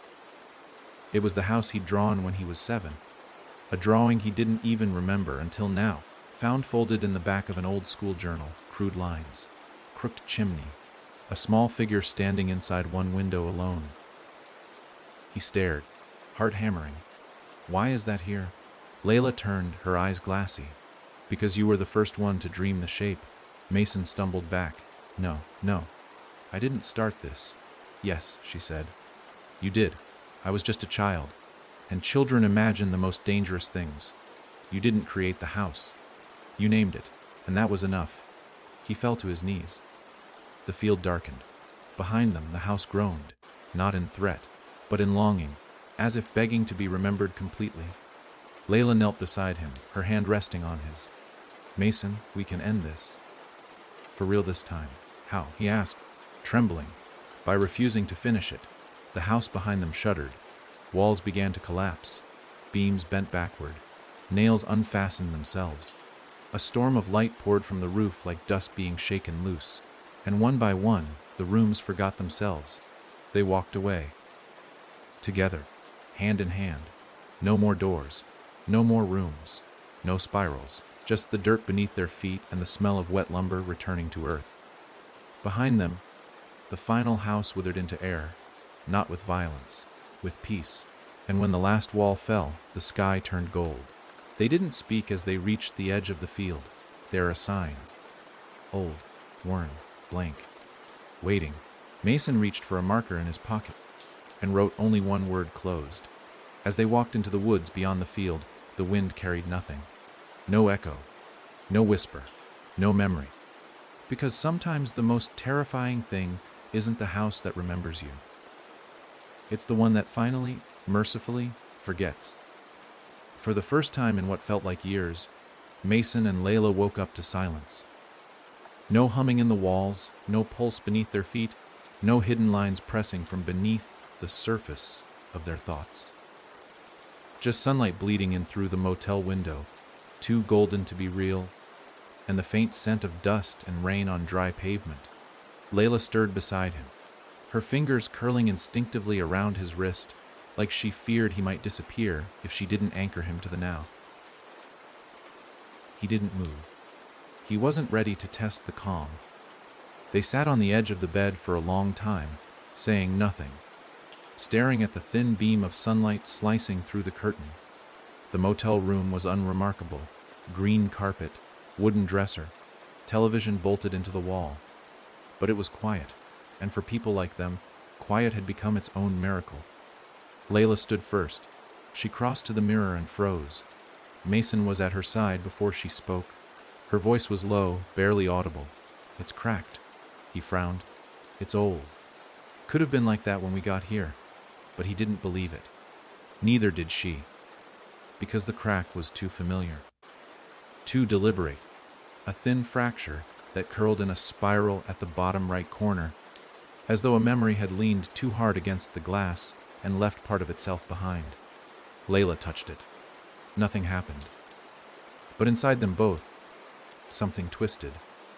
A faint turn of pressure, like being watched backwards. They didn't pack their things. They left the motel within the hour. The roads were empty. Not in the way quiet country highways usually are, but in a way that felt planted. Every town they passed through looked normal at a glance. Gas stations, diners, kids on bikes, but nothing moved. The cars stayed parked. The people never blinked. The air never shifted. Mason rolled down the window. It's like someone hit pause. Layla nodded, or rewind. A sign passed on their left, "Welcome to Tiller's End." She slammed on the brakes. "I've been here," she said. "No," Mason said. "That name. We passed it 2 days ago." Headed away from it, he pulled out the map, traced their route. Every town they'd passed since they left the field had reappeared behind them, now stacked in reverse order. They weren't traveling forward. The road was folding. Layla gripped the wheel, her voice hollow. "It's still building." They reached Tiller's End before nightfall. It looked identical to the version Layla remembered from her first encounter with the house. Back when it was just a whisper, a rumor, a pattern hiding in the drywall of abandoned homes.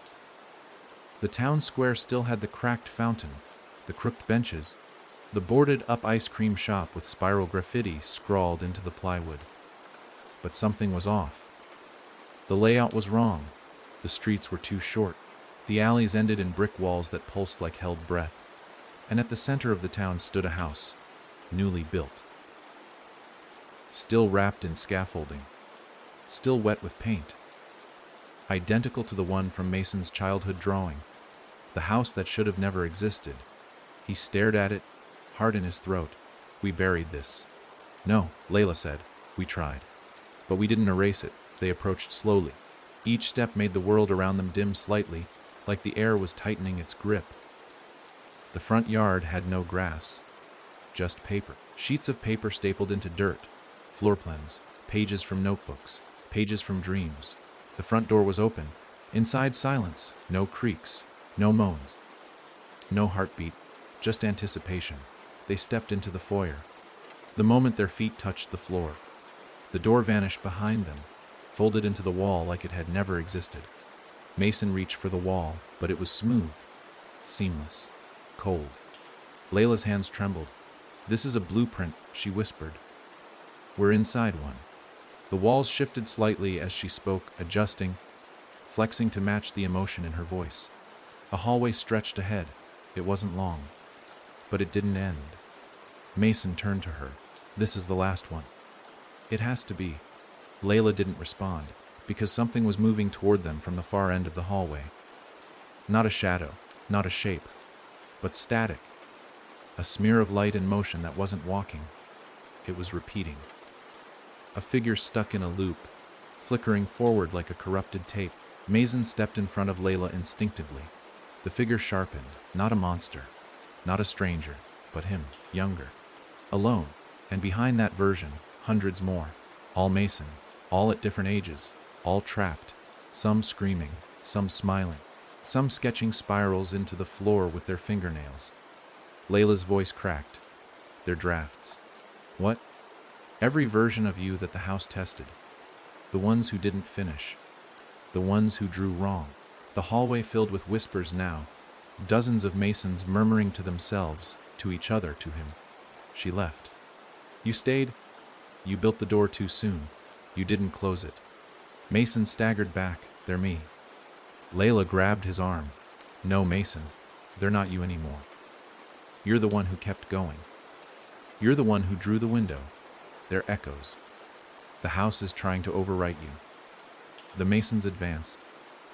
Layla pulled him through a side door that hadn't been there seconds before. They slammed it behind them. The whispers stopped. They stood in a perfect replica of Layla's childhood bedroom, except the walls were paper. Soft, breathing, and on every surface, her handwriting, thousands of notes, scrawled in desperation, overlapping, cursed shapes and formulas and pleas. Each one ended the same way: don't forget where you stopped. She turned to Mason. I remember now. What? The blueprint. It never stops. It just waits. If you finish the room, it starts another. If you stop halfway, Mason's eyes widened. It freezes, like the people outside. She nodded. That's the trick. It doesn't need to trap you. It needs you to complete it. That's what gives it permanence. He paced the room. So we walk out. Right now. No lines. No endings. But Layla was already tearing through the wall, peeling back the paper. And behind it, sunlight. Real. Warm. She turned to him. No more doors. No more exits. Just walk. They stepped through the hole in the wall and into a wheat field. The house behind them folded quietly, like a tent taken down after a storm. And for the first time in years, it didn't whisper. It didn't hum. It didn't ask to be remembered, because they'd stopped halfway. And that was enough to break the cycle. Mason and Layla didn't look back, not because they were afraid, but because they finally could. The past was behind them, the blueprint incomplete, and the house, at last, forgot how to grow. The wheat rustled with a kind of hush that didn't belong to wind. It moved in waves too rhythmic, too precise, as if it had been trained to sway, not grown to. Mason and Layla walked in silence, the golden stalks parting gently before them, tall enough to brush their shoulders, yet soft enough not to cut. There was no path, but their feet somehow knew where to go. That was the first clue. They weren't free. Not yet. Behind them, the house was gone, erased like chalk wiped from a blackboard. No rubble, no footprint, just blank horizon. The kind of nothingness that suggested it had never been real. But the field ahead, it didn't end. It looped. Somewhere deep in their minds, they began to feel it. That crawling unease that each step wasn't taking them forward, but further in. Layla was the first to stop. Look, she said. Mason turned and followed her gaze. A single tree stood in the distance now. That hadn't been there before. Its bark was gray, veins of black running up its sides like ink bleeding through fabric. From its branches hung papers, hundreds of them, fluttering without breeze. Mason's heart sank before he even knew why. He knew what they were. Blueprints. They approached, their bodies heavy with understanding before words could form. Each sheet was drawn by hand. No two were the same, but all followed the same cruel logic. Rooms without windows, corridors that led to nowhere, staircases that folded in on themselves, and scrawled at the bottom of each one, always in the same frantic handwriting: redesign failed. Memory fragmented. Layla plucked one from the branch and held it close. This isn't just the house's work, she said. These are our people. Lives the house tried to rewrite. Versions of the same souls, drafts, scraps. Mason's breath hitched. His name was on one. Mason Harlow, incomplete iteration. Discarded after behavioral deviance. He dropped it. Another fluttered down in its place, curling slightly as it landed on the soil beside him. He picked it up slowly. Layla Voss sustained internal awareness, marked as unstable, awaiting repurposing. Layla stared at it, stunned. It was never building the perfect house, she whispered. It was building the perfect us. The wind returned. But it didn't carry air. It carried sound. Faint at first, a voice, soft, unmistakable, a child, humming, not a tune, but a pattern, a melody that looped in spirals. Mason turned in a slow circle. He saw him, a little boy, sitting alone at the edge of the tree's roots, knees tucked into his chest, sketching with a stub of pencil onto the dirt. Mason recognized him instantly. It was him. At 7. The version that drew the first house. The origin. He knelt beside the boy. "Why are you here?" The boy didn't look up. "I never left." "Left what?" "The idea." Layla stepped forward, pale. "It's not a house anymore. It's a thought. Self-sustaining. You started it, Mason. And every time we tried to fix it, we gave it form. You kept feeding it." The boy finally looked up. His eyes were black. Not evil. Just empty. Used up. "I drew the first house," he said. "But she finished it." Layla's voice wavered. "Who?" The boy pointed behind them. The field was gone, replaced by an endless mirror. Not reflective, observing, and in its center, a figure, walking toward them, female. Face obscured by shifting geometry. One moment Layla, the next, someone else, then no one. It changed with each step, and it held something in its hand. A pen, not a weapon, but worse, a tool for making things real. Layla stepped in front of Mason, trembling. "It's the final draft," she said. "The house's last attempt. Not just a version of us, but a culmination. A memory built from everything we tried to escape." The figure stopped only feet away. It raised the pen. The sky above cracked open, just slightly. Enough for paper to begin falling. Sheets and sheets of blank blueprints, raining like ash. The figure began to write in the air. Where it wrote, walls formed. Where it paused, doors emerged. And behind those doors, voices. Crying, laughing, whispering, remembering. Mason couldn't move. The structure was writing around him, building with him, until Layla grabbed the pen from the figure's hand and broke it in half. The sky screamed, the mirror shattered, and the tree caught fire. Not with flame, with light. The child vanished. So did the figure. Only Mason and Layla remained, surrounded by a whirlwind of memories, rooms that had existed and ones that hadn't yet formed. Every motel, every hallway, every spiral and window and blueprint, and as they spun, Mason saw them for what they were. Versions, choices, not traps but echoes, laid one atop the other, trying desperately to create truth out of repetition. Layla reached for him. "Draw one more room."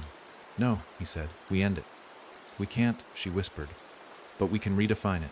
Give it honesty. Something it can't twist." He stared at her. She nodded. Together, they closed their eyes and spoke the room into being. Not with lines, with memory, with forgiveness. A kitchen table, a broken radio, an old coat on a chair, lauter coffee, a window cracked open in spring, and when they opened their eyes, it was there, simple, quiet, home.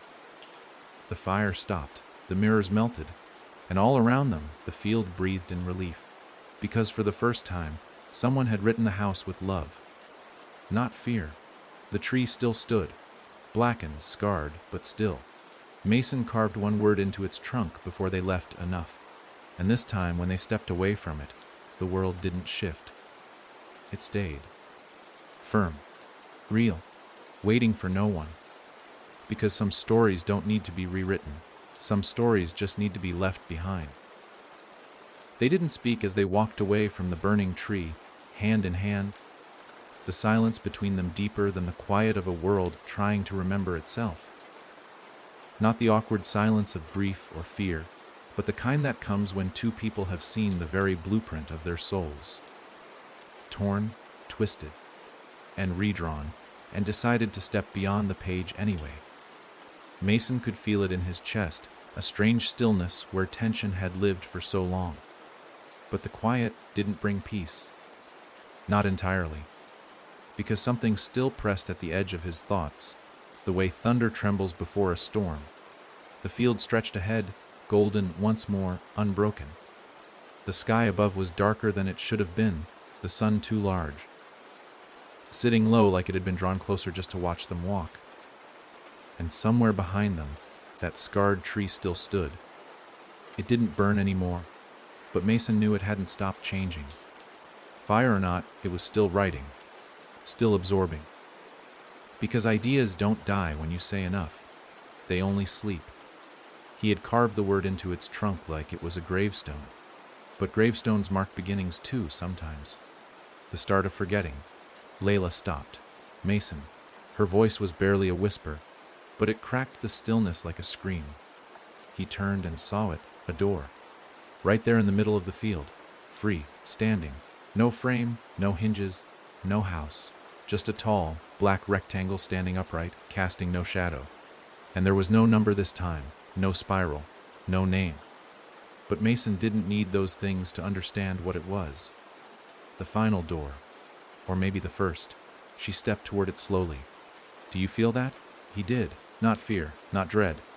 Wait, not on the body, on the mind. Like the moment before a memory returns.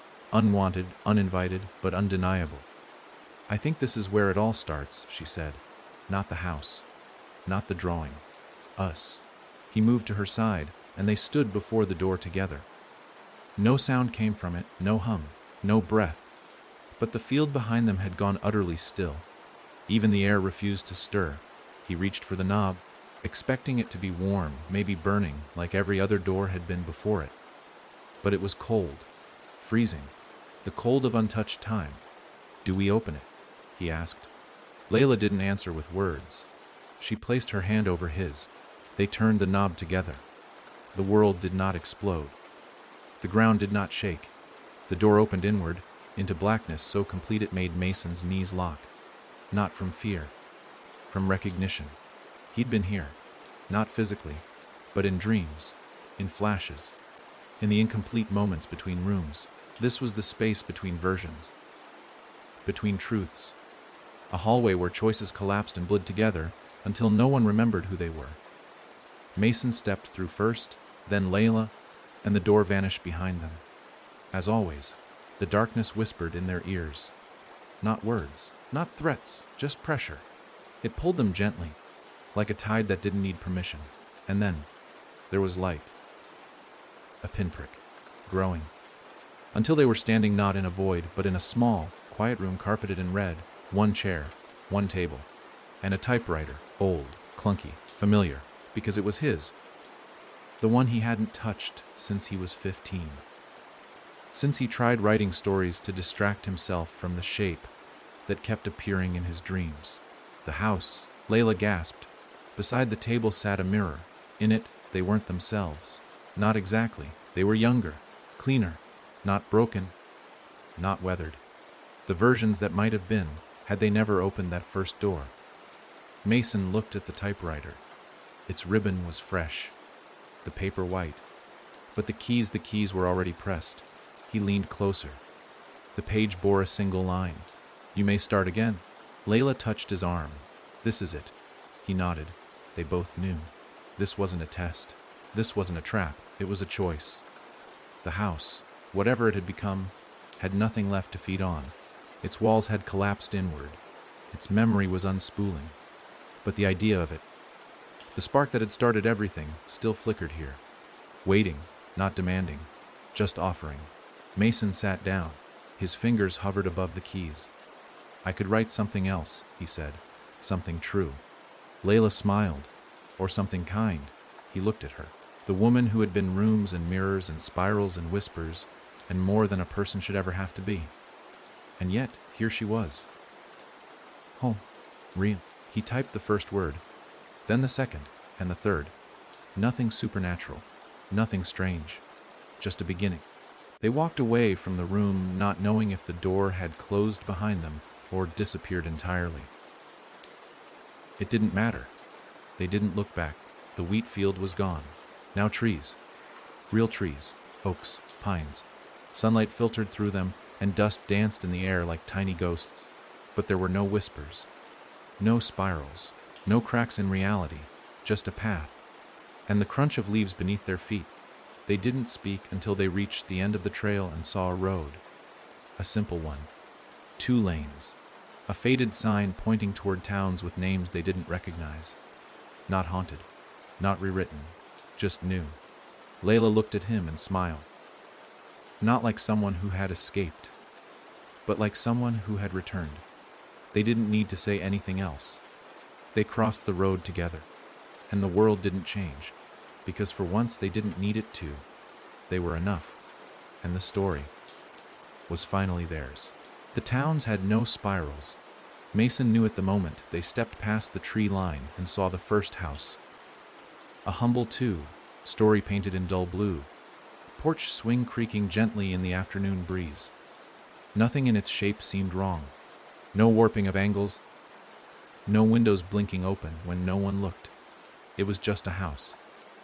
Layla placed her hand against the fence post, and for a moment, Mason held his breath, expecting something to shift or hum or whisper beneath her palm. But the wood was just wood, still, solid, familiar. She smiled at him, small and relieved, and they kept walking. They passed 3 towns over the next few days, each one quiet in a comforting way, not eerie. Stores opened and closed at normal hours. Children laughed without the echo trailing off into something darker. When the lights flickered, they flickered once, not in threes. It felt real. It felt safe. And that, more than anything, terrified Mason. Because after what they had been through, safety wasn't supposed to be this easy. Layla noticed it too. She would pause mid-step and glance over her shoulder, as if expecting the air to crack. Sometimes she would stop talking mid-sentence, eyes narrowing like she'd caught a whisper just outside hearing. But each time, nothing. Just wind. Just life. They eventually rented a small cabin near a lake. It wasn't much, no power in half the outlets. Water that smelled faintly of metal, but it had a porch and a place to sleep. And they weren't surrounded by blueprints and loops and fractured timelines. That alone felt like a miracle. They lived quietly. Mornings were for coffee and silence. Afternoons spent walking trails or reading or cooking meals that didn't scream when you stirred them. At night, they'd sit by the fire, and if neither of them said much, it was only because they were listening. To each other's breathing, to the world not unraveling. But one night, Mason awoke to silence so complete it felt wrong. No wind, no trees creaking, not even Layla's breathing beside him. He sat up. The cabin hadn't changed, not at first glance. But when he stepped out of bed and placed his feet on the wooden floor, the texture was unfamiliar, too smooth, too clean. He knelt, squinting in the dark. Paper. The floor was paper. Thin, tight, pressed sheets with symbols etched so faintly you'd have to bleed to read them. He turned to wake Layla, but she was already sitting up. "I dreamed of the lake," she whispered. But the water was ink. He reached for her. But the room shifted, not like a dream, not like a memory, like a choice unfolding backward. The door to the cabin stretched, widening like a mouth, and just beyond it was room 31. It didn't wear that name, didn't need to. He knew it, felt it in his bones, in the back of his throat. A room made entirely of stillness. No color. No shape. No gravity. Just a space that waited. Layla grabbed his hand. "We're not back in it," she said, fiercely. "This isn't the house. This is the piece of it we never gave back. The memory. The final whisper. The sliver of spiral that still lived in them both." They had walked away, yes, but they hadn't released it. Room 31 wasn't built. It was remembered. The doorway pulled them in, not violently, gently, like a slow breath, and suddenly they were inside. The room wasn't black, wasn't white. It was made of things that had almost happened. Conversations they'd never had. Choices not taken. Moments that could have broken them if they had leaned an inch the other way. In the center stood a desk. No typewriter. Just a stack of blank paper and a pencil sharpened to a needle's edge. Mason approached first. He knew what this was. "It wants us to write it down," he said. "The whole thing." Layla shook her head. "No. It wants us to let it stay." He didn't understand. She stepped beside him and picked up the pencil. But instead of writing, she placed it back down and pushed the paper away. "This isn't our story anymore." It never really was. The room pulsed, barely, but enough to know it disagreed. Mason stepped back. "I thought finishing it would set us free." Layla turned to him, her face calm. "We're already free. This room doesn't know how to end without us. But that's not our problem anymore." And with that, She reached into her pocket and pulled out a lighter. Simple. Cheap. From a gas station they'd passed through weeks ago. She held it to the edge of the paper and flicked it. The flame caught slowly as if the air didn't want to burn. But it did. Oh, it did. The room watched itself go up. Walls curled inward. Silence deepened into something raw. The paper screamed, not with sound, but with memory. The fire didn't spread. It folded. And then, all at once, the room vanished. They woke back in the cabin. This time, it wasn't morning. It was still night. But the wind was back. The fire had burned low. The floor was wood again. Layla looked at Mason. "Do you think that was the last of it?" He didn't answer right away. Instead, he walked to the desk by the window. Opened the drawer. Inside, nothing. Not even dust. He smiled. "I think so." They slept peacefully the rest of that night. And when morning came, they didn't talk about rooms, or doors, or spirals.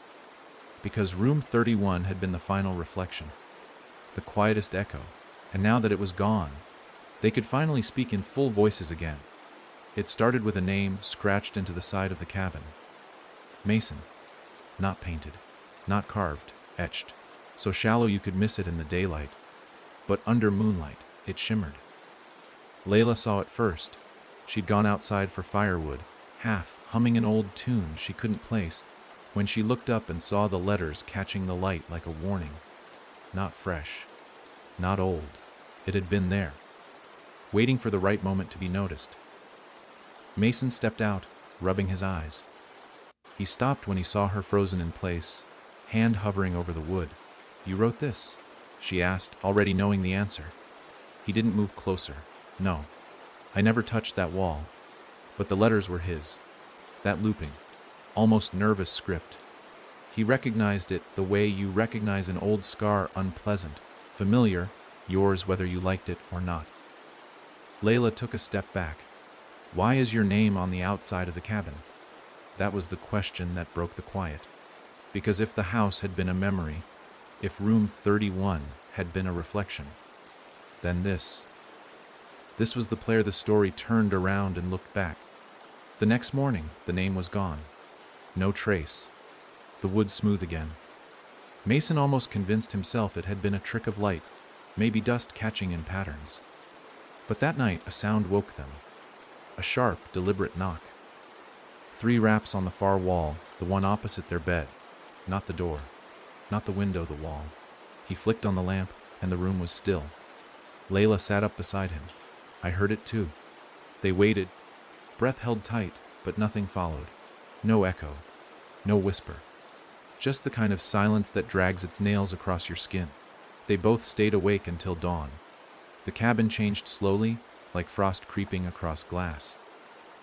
A drawer they had never opened before now refused to close.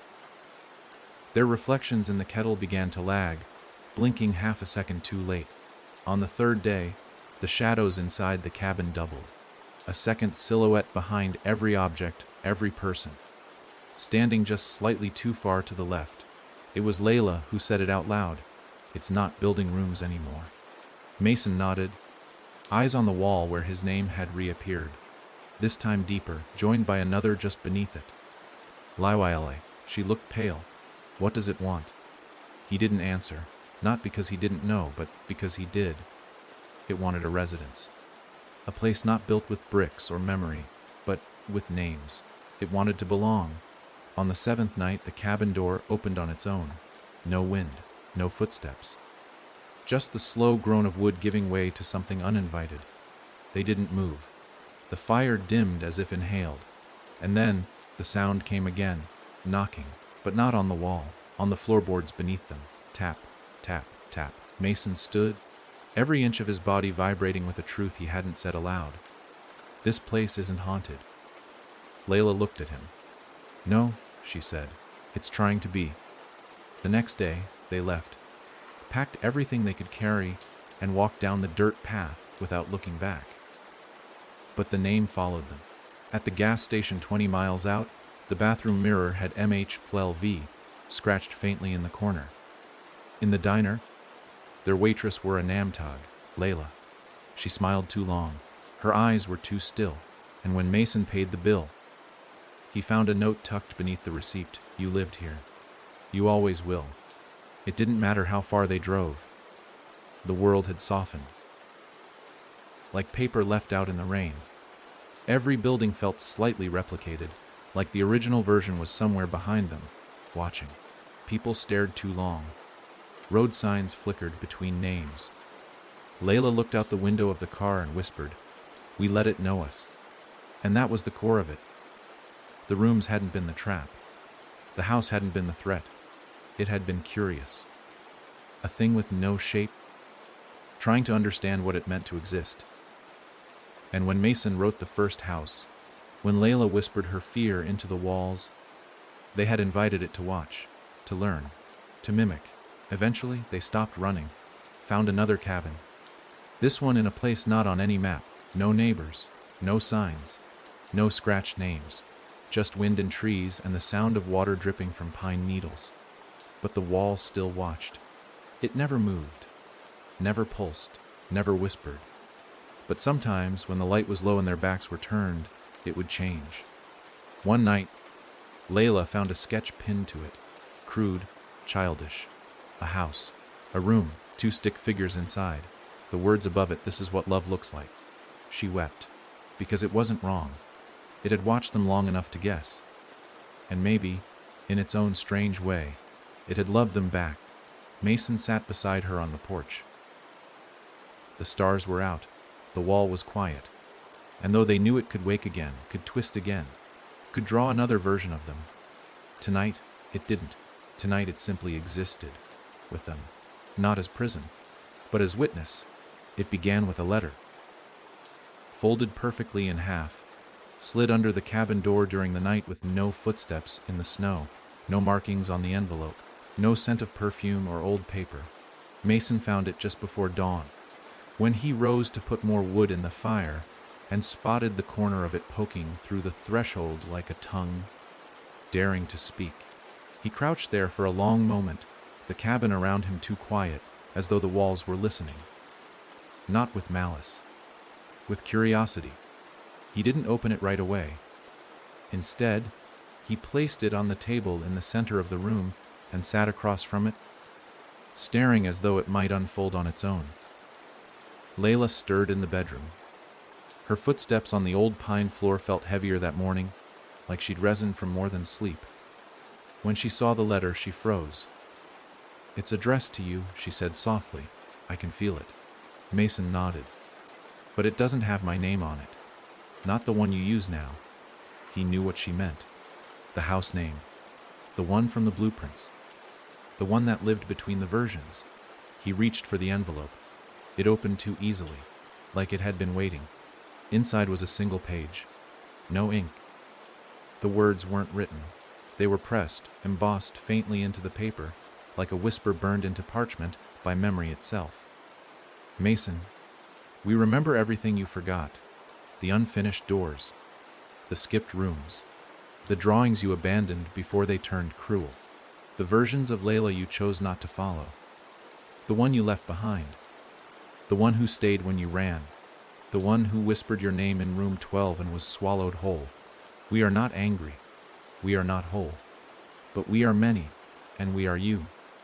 The signature at the bottom wasn't a name. It was a spiral, but broken. Its final curve left dangling, like it had gotten tired before it could close. Layla read over his shoulder in silence. Then, almost as if answering the letter directly, she whispered, "It's coming back." Mason shook his head. It never left. That day, the air felt thicker. Every creak in the wood carried weight. The trees outside leaned just slightly closer. Birds stopped singing, not because something was hunting them, but because something was listening. By nightfall, the second letter arrived.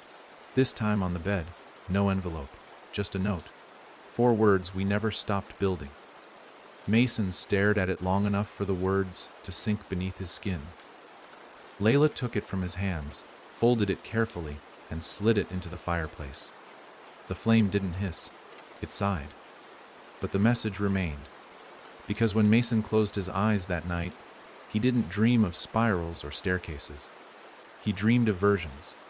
Himself, again and again, waking up in slightly different rooms, with slightly different memories, each time asking himself the same question, is this the real one? And every time, something whispered back, almost. Over the next 3 days, more letters came, always without sound, always somewhere new. One in the sugar jar, one on the back of Layla's mirror, one beneath the floorboard Mason stepped on in the middle of the night, the one that had never creaked before and now groaned like a wound reopening. Each letter grew more personal. They referenced moments he hadn't spoken aloud since childhood, a hiding place under his bed in 3rd grade, the code word he made up for nightmares, the sentence he whispered when he thought Layla had died in room 17, "I'd build 1,000 doors to find her again." Layla read that one in silence. Then she said, "I think the house is lonely." Mason looked at her. "It doesn't feel like a house anymore." "It isn't. It's a memory that doesn't want to be forgotten." He nodded. "It wants permanence." "But memory doesn't work that way," she said. "It shifts. It lies. It fades." He stared at the pile of letters on the floor. "Not if you write it down." That night they wrote back, together, not to appease it, to confront it, to correct it. They sat at the kitchen table, a single candle between them, and took turns writing. Not blueprints, not apologies, truths. Mason wrote, "You are not me. I am not all the mistakes you held on to." Layla wrote, "I was never your ending. I was always my own." They folded the paper, slid it under the cabin door, and waited. The wind outside fell completely still. Then the doorknob turned, not fast, not violently, just slowly, like a decision being made. But the door didn't open. Instead, one final letter appeared, not slid under, placed right in front of the fireplace. Mason picked it up. The paper was warmed, as though someone had been holding it moments before. He opened it. Just one line, "Then you must forget us too." The next morning the cabin was blank. No letters. No creaks. No names scratched into the walls. Even their notes, the truths they'd written, were gone. Burned without ash. The mirror showed only their current reflections, not the lagging echoes. The shadow silhouettes had vanished. The floor no longer sighed beneath their weight. It was just a cabin again. Mason sat outside on the porch, watching mist roll off the lake. Layla brought him coffee. No one spoke, because they both understood. The house, whatever it had truly become, had finally let go. It had accepted their answer, but in doing so, it asked for a cost. Forget the letters.